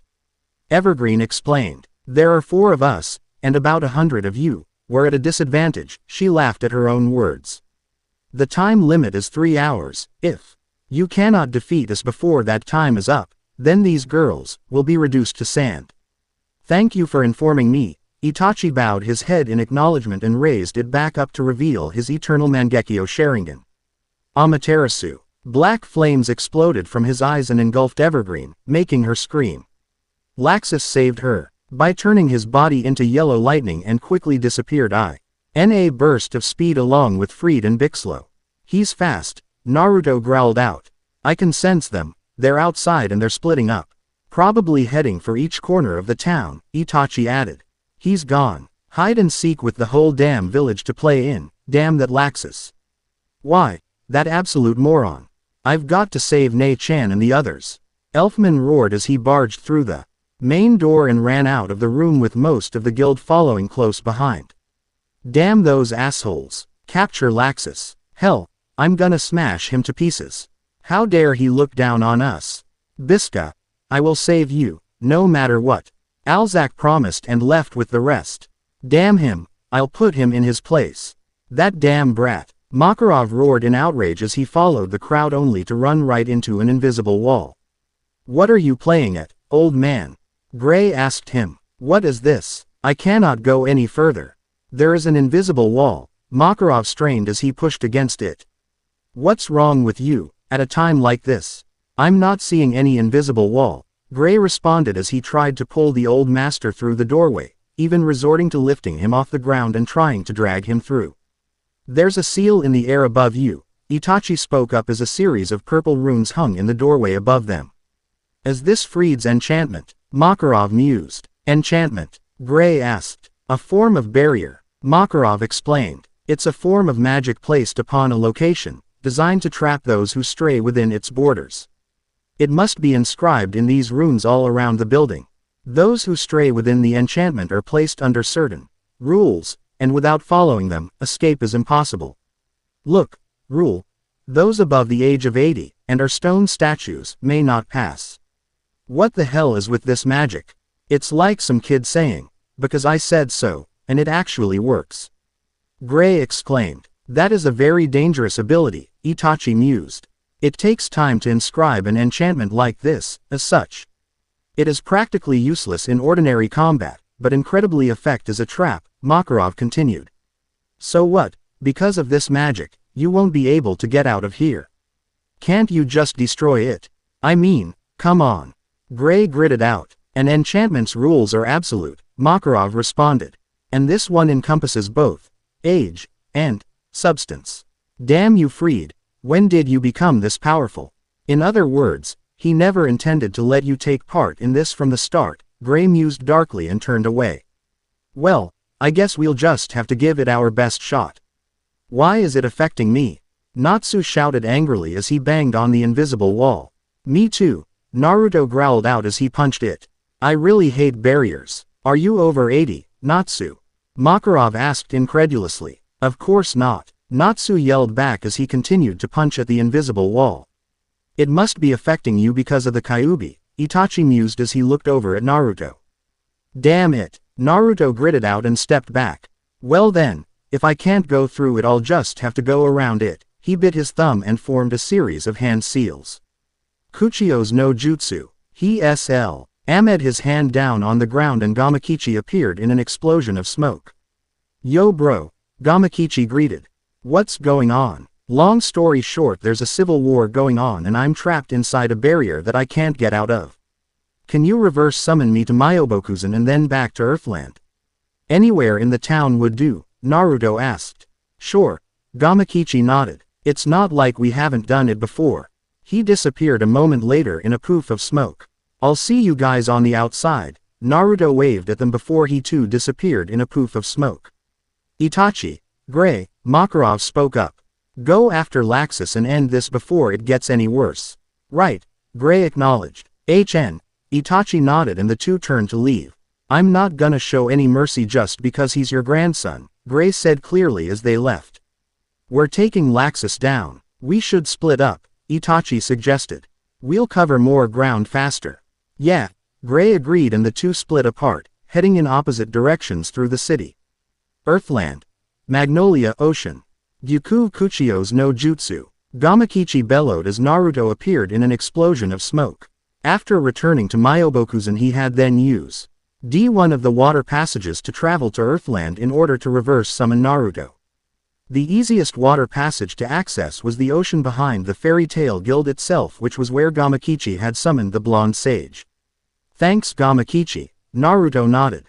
Anytime bro, Gamakichi responded. So you've finally arrived, a new voice spoke as a figure landed on the water in front of them. Who are you? Naruto questioned and then narrowed his eyes when he saw what she was wearing. It was a black cloak with red clouds emblazoned on it. Akatsuki. Laxus certainly played his role well. The newcomer was a girl with orange hair. She looked about 16 and had numerous black piercings on her face along with two gray eyes with circles around the pupils. Kuchio's no jutsu, she whispered. And slapped her hand down on the water. A moment late 5 different people, all with the same hair, piercings and eyes appeared at her side. 6 people with the same eyes, Naruto thought as he clenched his fists at his side. This is pain, bro, Gamakichi asked. Head on back to Myobokuzen and tell Fukasaku-sensei and Shima Obeken that pain is here in Earthland. I might have to summon them for this, Naruto told him. Right. Gamakichi nodded and disappeared in a poof of smoke. Surrender the Kyuubi and I will make your death as painless as possible. Resist and I will take you by force, Pain demanded. You want the Kyuubi? Come and get it then, Naruto snarled as his uncovered Sharingan quickly shifted into its Mangekyo form. Kuchio's no jutsu, Naruto whispered as he slapped his hand down on the water and both Fukasaku and Shima appeared at his side a moment later. We heard from Gamakichi. Fukasaku spoke first as he turned his gaze on the 6 paths of pain. This isn't going to be easy, Naruto boy. I could do with some help here, Naruto responded. The chubby one can absorb chakra so ninjutsu is useless against him, Fukasaku informed. The girl is new so he must be the one that replaced the summoning one that Jiraiya boy killed back in AIM. Any ideas about the others? Naruto asked. No, Fukasaku replied. All other information about him that Konoha gathered was lost when the village was destroyed. Damn, Naruto gritted. Well then, it looks like I'd better take out that absorbing pain first. How? Shima asked him. Kamui, Naruto whispered. As he concentrated solely on the Preta path. Space and time distorted mere inches from Preta's chest and the spiraling vortex quickly pulled him in. He has the Mangekyo Sharingan like Itachi and Senjutsu like Jiraiya-sensei. This will not be as easy as the other Jinchuriki, Pain thought as his Preta path was ripped apart. 1 down and 5 to go, Naruto thought as he formed a familiar hand seal. Kage Bunshin no Jutsu. 5 shadow clones popped into existence at his side. Kuchio's no jutsu, the animal path whispered as she slapped her hand down on the water. A second later a giant rhino, a giant bull and a giant dog appeared in an explosion of smoke. They charged as one, running atop the water towards Naruto and his clones who were currently readying their next attack. It's ready. Go. The real Naruto shouted as 3 of his clones jumped at the approaching summoned creatures. Senpo. Udama Rasenrangan. The 3 Naruto clones exclaimed as they slammed 3 Sapara Te chakra spheres the size of their own body down on top of the attacking animals. Clear. They yelled as their attacks knocked the creatures out of the way. Futon. Rasenshuriken. The real Naruto called out as he hurled the chakra shuriken at the remaining 5 paths of pain. What is that jutsu? Pain thought as the chakra shuriken closed in. Shinra Tensei. Diva whispered, and a moment later the chakra shuriken fell apart, scattering wind chakra around his form. He repelled it. Naruto's eyes widened at the sight. You are clearly outmatched, Pain declared. Senpo. Rasenrangan. Woe of Naruto's clones dropped in from above and slammed twin chakra spheres down on both human and animal. What? Pain thought as his summoned creatures disappeared back to where they came. He created 5 clones, 3 of which engaged my summons, and he used the other 2 to aid in forming the chakra shuriken he used. Once he formed it, he must have had those 2 clones jump up while I was orc to maintain my concentration on his jutsu. Only 3 left, Naruto thought as his clones lunged at the remaining paths from different directions. Shinra Tensei. Diva exclaimed, and suddenly the shadow clones were blown away, destroying them. What the hell was that? That wasn't a shockwave, Naruto mused. Shirado. Asura spoke as it threw off its cloak, revealing a man with 4 arms, 3 faces and a blade-like tail. Its arms opened up and small missiles exploded out towards the blonde sage. Damn it! Naruto grunted as he jumped back. The missiles struck where he had just been standing and exploded, blowing him back while he was in midair. He landed back on the water's surface a moment later and looked over at his opponent only to find that Diva stood in front of Naraku too. The side of Naraku was a thing, with the Rinnegan and purple flames covering its bottom. What the hell is that? Jigokudo. Naraku spoke clearly as a fully healed human and animal paths emerged from the monster's mouth. How the hell did he resurrect those 2? Naruto asked over his shoulder. I am unsure, Fukasaku answered. But Jiraiya boy killed 3 of them and Pain resurrected them later. So that thing must resurrect anyone who falls in battle, Naruto thought as he formed another hand seal. Why haven't you run out of Sage Chakra yet? Fukasaku inquired. Without Ma or I gathering it for you. You should have used up all of your own natural energy by now. I've found a way to gather it myself, Naruto replied as he thought back to a very long discussion. Flashback no jutsu begin. So you can use natural energy? Makarov inquired. But power like that must come with serious risk. Yeah, Naruto nodded. I can control it, but I can only take in a certain amount, and when it's used up I have to remain still in order to gather more. I see. Makarov trailed off. That could be a problem should you face someone who is able to last long enough for you to expend all of your natural energy.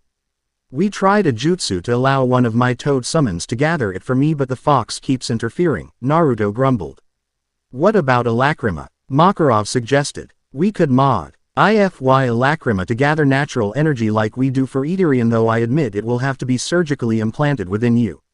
You can do that? Naruto asked. Perliuzuka can. Yes, Makarov nodded. Alright then, let's do it.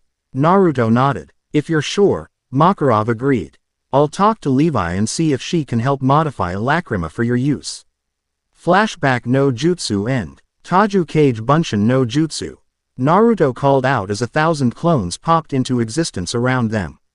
An army will not save you here, Pain declared. We'll see about that. The clone army yelled back as they jumped at the 5 paths of pain. Senpo. Cho Udama Razan Tarangan. They exclaimed as they descended on their opponents with huge spinning chakra spheres in hand. That is not good enough, Pain thought.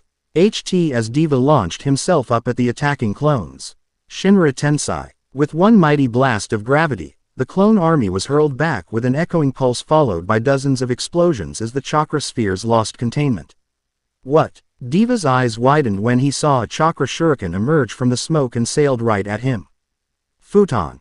Rasenshuriken. Naruto called out as the chakra shuriken struck Diva dead center in the chest and expanded into a spinning sphere of wind and destruction, sending ripples across the water they stood on.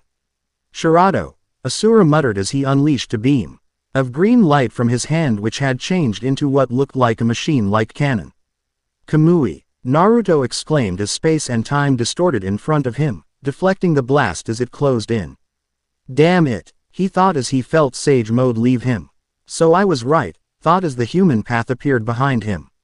If I create more than 5 clones, then my Lacrima can't gather Sage Chakra fast enough to maintain Sage mode.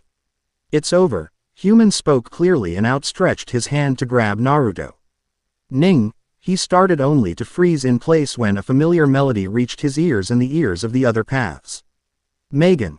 Gamma Rincho. Fukasaku and Shima called out together as the remaining 4 paths of pain found themselves in the familiar in a watery cube surrounded by 4 samurai toads. Now Naruto. Finish them. Naruto didn't have to be told twice and quickly withdrew 4 kunai from his weapon pouch before throwing them at the 4 motionless paths.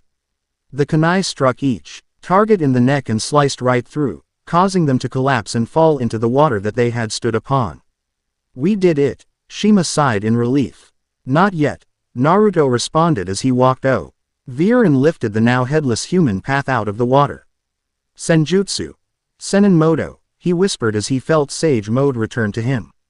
He removed one of the piercings from human's body and stabbed his hand with it. What are you doing? Fukasaku inquired. It was just for a moment, but I know what I felt, Naruto replied cryptically as he closed his eyes. There you are, he muttered before turning towards the east forest.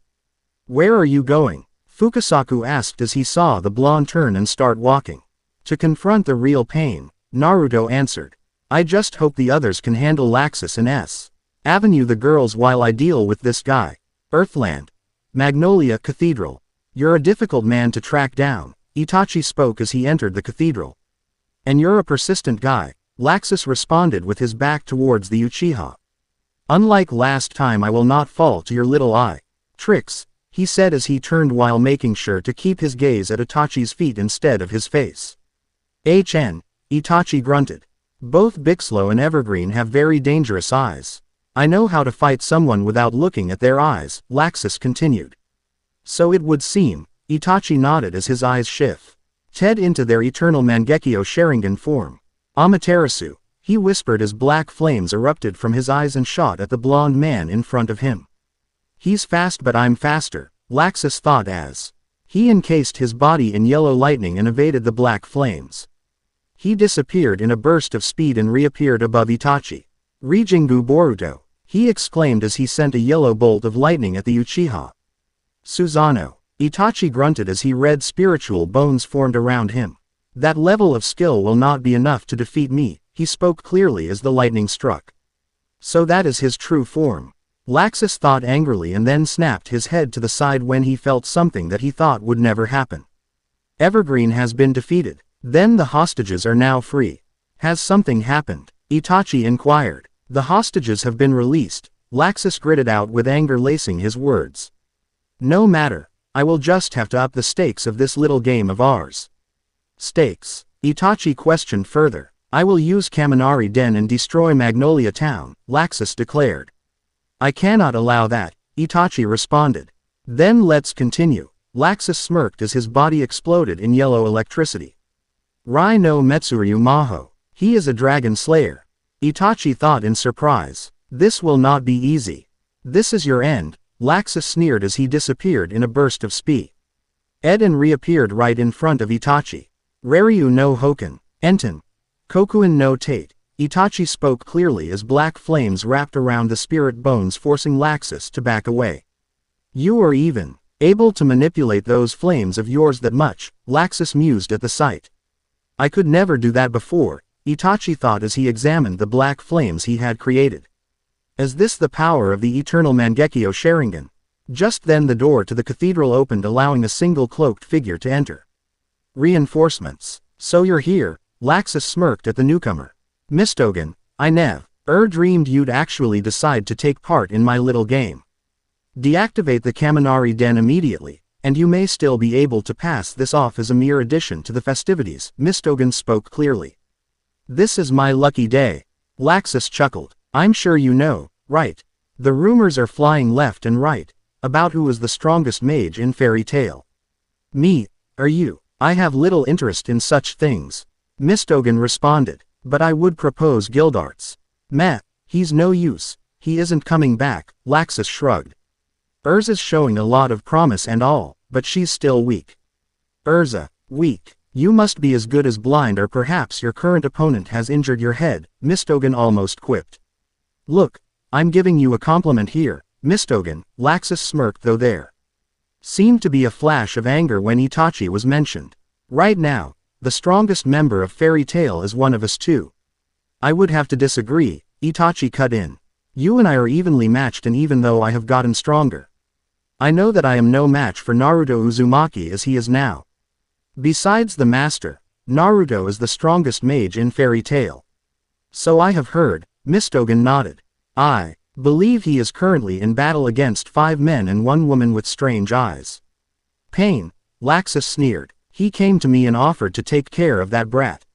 Leader Sama is fighting Naruto-kun right now. Itachi questioned in surprise. How could Leader Sama have even gotten to this world? The battle is already over, Mistogen replied. Uzumaki defeated all 6 of his opponents and left T.O. confront what I believe to be a 7th.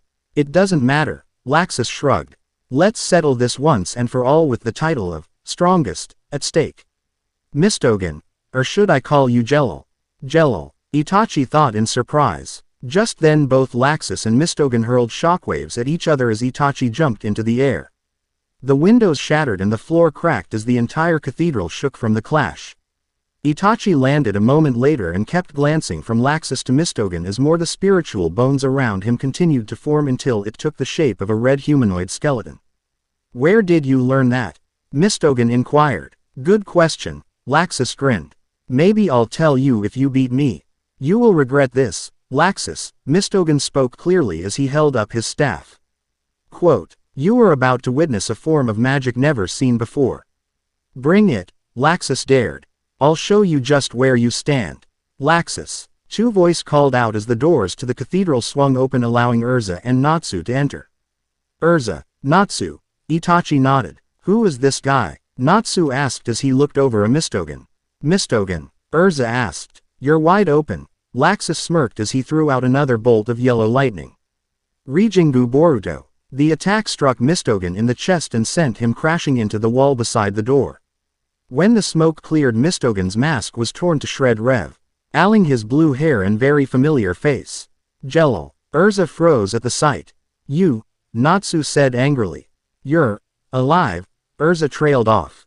Oh, a familiar face. Laxus asked mockingly. What's going on here? Are you saying that Mistogen is Jelal? Natsu demanded. It would appear so, Itachi replied. Erza, I wanted you, at least, not to see this face, Mistogen sighed. What? Erza asked confused. I am not Jelal, Mistogen told her. I know him, but he is not me. He turned away. I'm sorry. I leave the rest to you. Hey, Natsu called out, but it was too late. Mistogen was already gone. You stupid idiot. Fine, I'll deal with you later. Laxus, it's you I'm here for. Erza, I'll handle this guy, alright. When she didn't answer, he spoke again. Erza, Raryu no Hoko. Laxus bellow. Ed's blast of yellow lightning exploded from his mouth right at Erza. Your opponent is me, Itachi spoke clearly as he quickly moved in the way and Susanoo completely formed around him.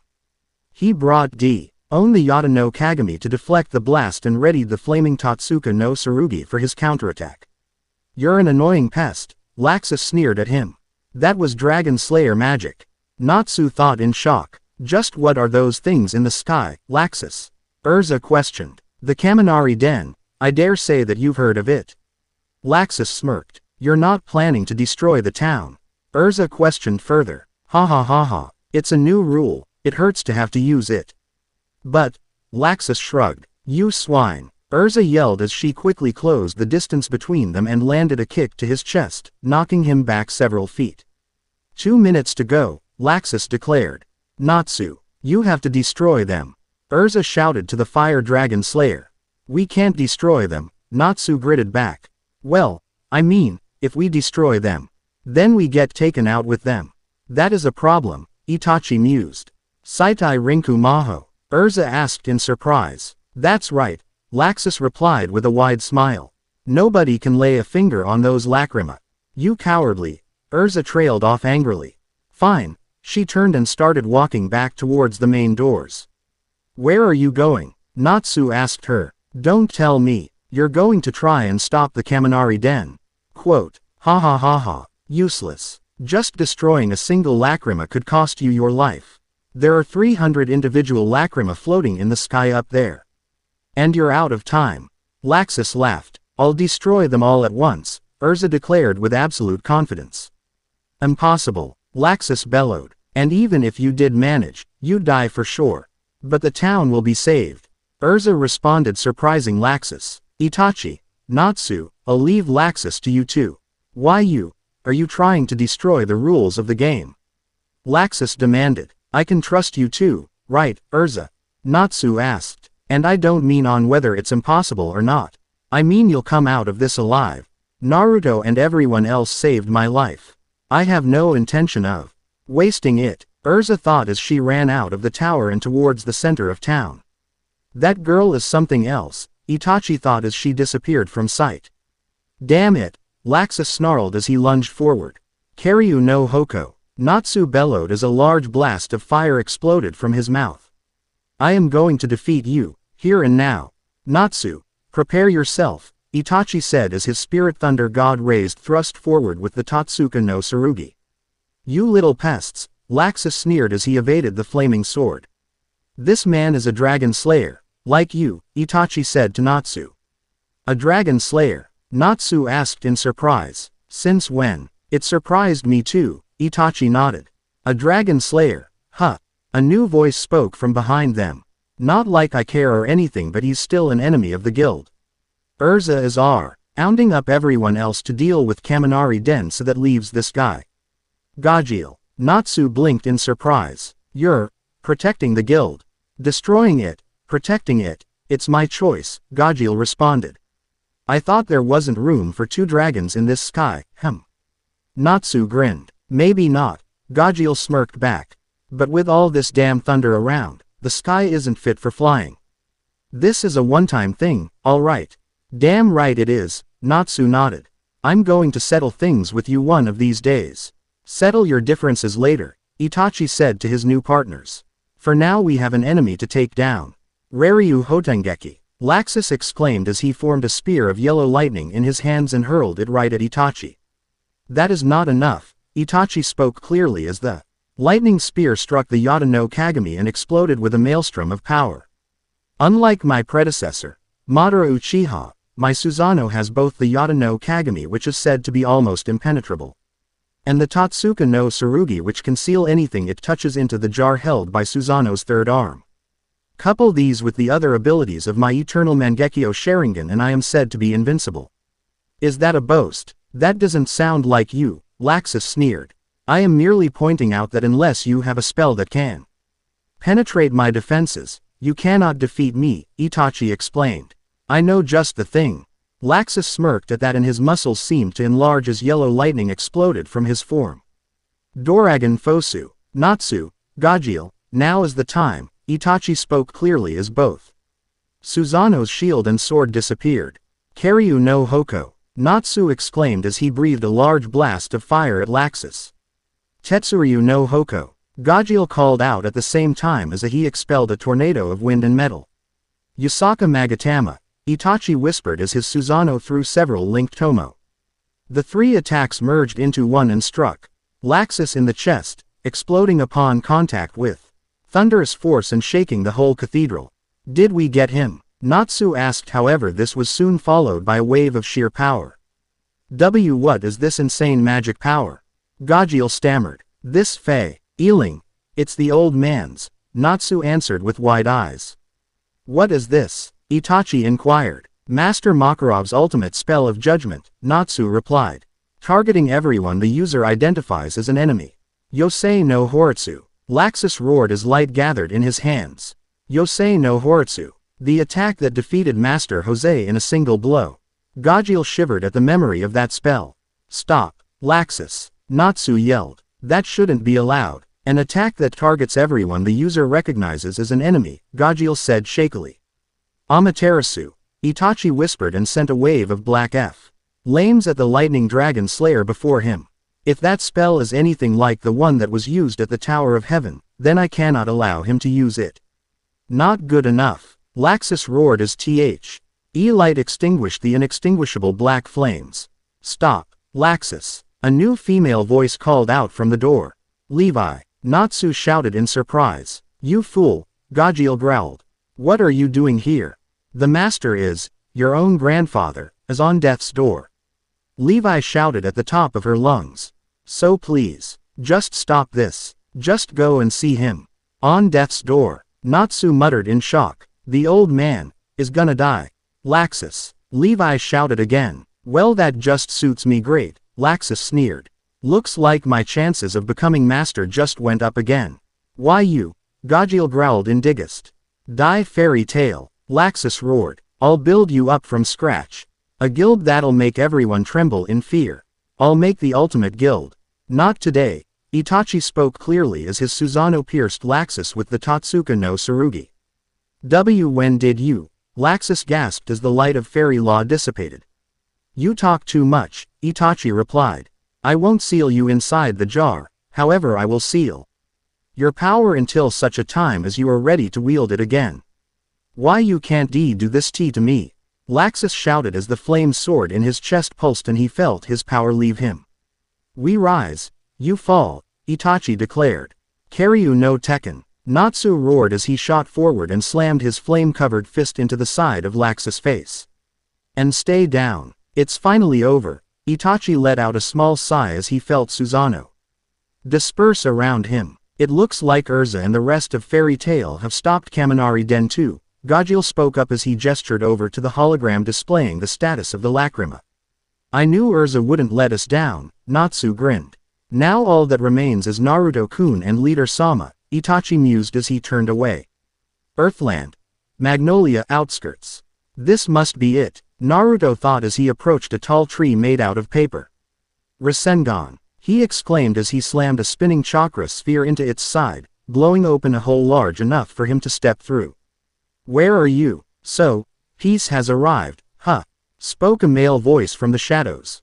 It took only a moment for his eyes to adjust to the darkness, but upon closer inspection he saw that it was a man with red hair sitting in a white walking machine, and he didn't look at all healthy. Judging by his eyes, he had the Rinnegan, and at his side was a woman with blue hair and an origami flower pinning her hair together. Are you the real one? Naruto asked plainly. Move aside, Konan, the redhead spoke, and the woman moved out of the way. Do you hate me? Now that you see me before you, you want your revenge, don't you? The redhead asked the blonde Jinchuriki. If you kill Nagato and get your revenge, that won't change anything. It'll only make you feel better, Konan said clearly. You're right, Naruto nodded. But I didn't come here to talk to you, I came here to end this once and for all.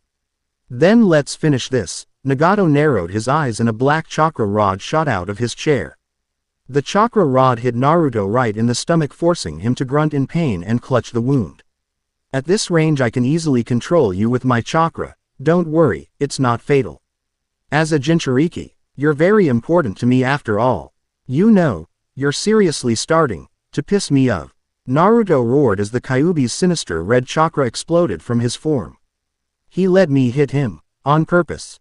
Nagato's eyes widened as the Kyuubi's chakra condensed until Naruto stood before him with 6 swishing tails, red chakra skin and a white bone-like wrapped around him. Nagato, Konan gasped as she jumped between the two of them. I also came here to find out how I would feel when I finally saw you in front of me, Naruto snarled out. He still has control, Nagato thought. And I really want to kill you. Naruto growled and lunged forward. Get out of the way, Konan. Nagato yelled, but it was already too late. Naruto merely batted Konan aside with a back fist across the face. Damn it, he gritted out as Naruto lunged at him directly. Come here. Naruto roared as he landed on Nagato's chair and expelled blue and red spheres of chakra from his body. Oh no, Nagato's eyes widened as he saw Naruto start gathering the blue and red chakra spheres into a pitch-black chakra sphere at his mouth. Konan, run, yelled the god of rain as he brought his hands up into a seal. Ima, Naruto started. Bansho Tenin, Nagato exclaimed as he slammed a nearby boulder into the side of Naruto's chakra-covered face. The world was consumed in light a moment later. Earthland. Magnolia Fairy Tail. It looks like thanks to Perliuzuka-san his life is no longer in danger, Urza declared to the room. Don't worry, The master is going to be just fine. Thank goodness, a bandaged Lucy smiled. I was really worried for a while there. Hey, the old man's not gonna go out that easy, an equally bandaged Gray smirked. Still, his years are showing. If he's put under too much stress, his condition could worsen again. I'd like everyone to keep that in mind, Urza told them. I wonder how Naruto-kun is doing right now, Itachi thought. He knew that the blonde Jinchuriki could take care of himself, and according to Mistogen he had even defeated the 6 paths of pain before heading out to confront what seemed to be a 7th. Are you all right? Murajan asked. HN. Itachi grunted with a slight nod. Were you hurt? Mira inquired. What am I saying? Of course he was hurt. He was fighting Laxus. It is nothing, a little rest will not cure, Itachi replied in his usual tone. I wanted to thank you for what you did, Mira said with a smile. Urza-san is the one who defeated Evergreen-san and freed you when you were turned to stone. I did nothing, Itachi stated clearly. You beat Laxus, Mira countered. Natsu and Gajil may have helped, but it was you that stopped Laxus from destroying all. Magnolia. Perhaps, Itachi mused, only for everyone to stop when they felt the ground rumble. What was that? Natsu asked. Naruto, Itachi answered. I thought he'd returned by now, Urza said as she turned to the Uchiha. I didn't see him anywhere near Laxus or his team, so what's going on? Naruto-kun is currently in battle against my former employer, Itachi replied. Pain, the leader of the organization of S-class criminals known as the Akatsuki and the Man W. Ho single-handedly destroyed Naruto-kun's home village in a single day. What? He's fighting that monster now? Urza yelled. Why didn't you say anything? Because in a fight like that, Itachi answered honestly, we'd only be in the way. Quote, I'm going after him, Urza declared and headed towards the main doors. Earthland. Magnolia outskirts. The power of the Kyuubi. Magnificent, Nagato thought. HT as he shakily stood on his badly crippled legs. Nagato. Konan shouted from the edge of the newly formed crater. Stay back, Konan. Nagato yelled back as the dust cleared to reveal Naruto in 6-tailed form once more.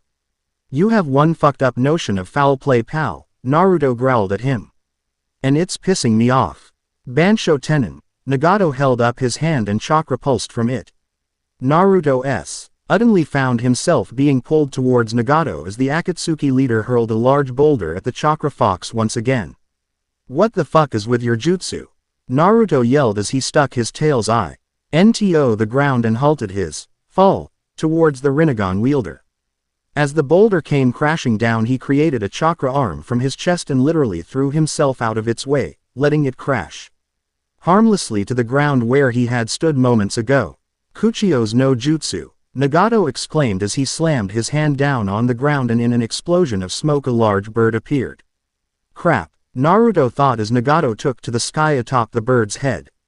Come down here and fight like a monster, you crippled bastard, he yelled as he belched out bolts of fast-moving chakra at his now airborne opponent. They bounced harmlessly off of what seemed to be a bubble around the bird, forcing him to fire off a beam of red chakra at the bird. Hold still, you overgrown rooster, he thought as the bird dived and evaded the compressed red chakra beam.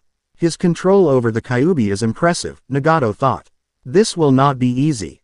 Come on, come on, come on, Naruto thought as he started charging red and blue chakra spheres into a black ball at his mouth. Amari, he exclaimed as the black chakra sphere exploded right at the evading bird. Shinra Tensai, Nagato called out as the Akra sphere slammed into the side of his bird and exploded forward, washing over him. Nagato, Konan thought as she stared at the destruction around her. I need to end this now, Nagato thought as he dropped down in front of the chakra fox. I've got you now, Naruto yelled as he lunged forward with a spinning red chakra sphere in hand. Yoko Rasengan, Gakido, Fujutsu Kyuin, Nagato grun. Ted as the spinning chakra sphere slammed into his chest. A second later the Kyuubi's chakra seemed to slide off from Naruto and was pulled into Nagato, seemingly rejuvenating him, and a moment later he appeared completely healthy. He's absorbing the Kyuubi's chakra, Naruto thought in surprise as he jumped away, putting some distance between himself and the now no longer crippled Nagato. Bansho Tenin. Nagato's hand pulsed again and Naruto found himself pulled towards Nagato once more. Damn it! Naruto grunted as Nagato grabbed him with his hand covered in blue chakra. Ninjendo, Nagata. O spoke clearly as he pulled his hand back with a white-blue ethereal something connected to it. I don't know what the hell he is trying to do, but it can't be good, Naruto thought as his Mangekyo Sharingan spun wildly. Kamui, he whispered as space and time distorted where Nagato's outstretched hand was forcing him to break their connection and jump back, away from the blonde. You can use all of your puppet's jutsu. This isn't a fight between ninja, Konan thought as she watched on. This is a fight between gods and demons. Surrender, Nagato spoke clearly. Your death will lead to peace. Peace? Naruto asked incredulously. You kill my sensei, destroy my village and slaughter my friends, and you have the nerve to speak about peace to me. What the fuck is wrong with you? You cannot possibly understand my pain. Nagato said clearly. I don't want to either, Naruto shot back. Shirado, Nagato exclaimed as his arm seemed to detach, revealing what Naruto had come to recognize as a small cannon. Green chakra started charging in its tube as he took aim and then fired one sustained beam right at him. Oh shit, Naruto cursed as his Mangekyo Sharingan spun wildly. Kamui, he called out as space and time distorted in front of him, drawing the blast in. Now I know why Itachi said he could never beat Pain, this guy is a fucking monster. Chibaku Tensei, Nagato whisper. As he brought his hands into a triangle seal and a ball of compressed gravity formed in the center. No Nagato, you can't use that jutsu with the amount of chakra you have left. Konan shouted from the sidelines. This is the Kyuubi we're dealing with, Konan. I can't afford to hold back. Nagato yelled back as he cast the gravity ball into the sky. This guy is using the same jutsu as his pup. But he has the strength and speed to back it up. It's like fighting Itachi, Urza and Natsu at the same time, Naruto thought as the gravity sphere suddenly shone down light onto the battlefield. Oh shit, he added as he was lifted off of the ground along with most of the mountainside. How the hell do you beat something like this? This is your end, Nagato declared. Think damn it, that Hakra ball he threw up into the sky must be. What's causing all of this? Naruto thought as he saw the piles of rock that had been lifted up were smashing into the chakra sphere and forming some kind of moon, from it looked like. If that's true, then all I have to do is get rid of that chakra ball. He stared up at the new moon and focused with all his might. Senpo. Kamui, he whispered as Tim and space distorted in the center of the new moon and sucked it in. He destroyed Chibaku Tensei, Nagato thought in surprise as debris fell all around him. Damn it, I used up my sage chakra on that last jutsu. Naruto gritted his teeth as he fell and landed on his feet. Now what? You, Nagato trailed off. You have become a sage like Jiraiya-sensei. Jiraiya-sensei, Naruto snarled in anger. What the fuck are you talking about? Like you, I also studied by Jiraiya-sensei, Nagato replied. He desired peace and entrusted that peace to me. I intend to merge the Biju together and create a weapon so powerful it will cause pain and fear in order to prevent future shinobi wars. Pain, fear, like hell I'm gonna allow that. Naruto yelled back. You were his student, he trusted you, and you betrayed him. I will establish peace and order, Nagato declared. Any peace you create will bring nothing but suffering, Naruto responded with a glare. I'll stop you. Your fate is to be the sacrifice in order for me to establish peace, Nagato spoke clearly. You know, you really need to stop underestimating me, Naruto gritted out as the debris around them burst into smoke. Take him down. When did he? Nagato thought as 1,000 shadow clones descended upon him from all sides. He must have done it right before he destroyed Chibaku Tensei and used the falling debris as cover. He took a deep breath and raised his hands. Shinra Tensei. With one mighty push he blasted the clone army away. It's over, he declared. Not yet, it's not, Naruto called out from above with a familiar spinning chakra sphere in hand. What? Nagato thought as he snapped his gaze skyward. It's too late for that jutsu. You haven't a ghost of a chance now. Rasengan. Naruto exclaimed as he thrust down as he descended towards his opponent. Gakido. Fujutsu Kyuin. Nagato spoke quickly as he absorbed the jutsu just as it connected. It's over, he said again as he grabbed Naruto and restrained him. Gakido. Fujutsu Kyuin. He is absorbing my chakra, Naruto thought as he felt the last of his chakra being drained from him. The Kyuubi no Yoko has been captured, Nagato declared. Senjutsu. Senenmoto, Naruto whispered as he remained perfectly still and slipped some natural energy into the rapidly his depleting chakra reserves. What is this? Nagato thought, as he felt the unfamiliar energy enter his body and tried to alter him from the inside. Sage chakra is hard to control, don't you think? Naruto winced with a grin as Nagato pushed him away, causing the blonde to fall face first to the ground. What did you do to me? Nagato rasped as he glared down at the exhausted blonde Jinchuriki. I just mixed in some natural energy required for Sage mode into the chakra you took from me. Naruto replied as he pushed himself back to his feet. Though I had thought it would turn you into a stone toad, but I think that Rinnegan of yours is trying to EV in out with the rest of your chakra so you don't transform. You, Nagato glared as Naruto held out his hand and started forming another spinning chakra sphere. It's too late for that jutsu, I'll just blow it away like everything.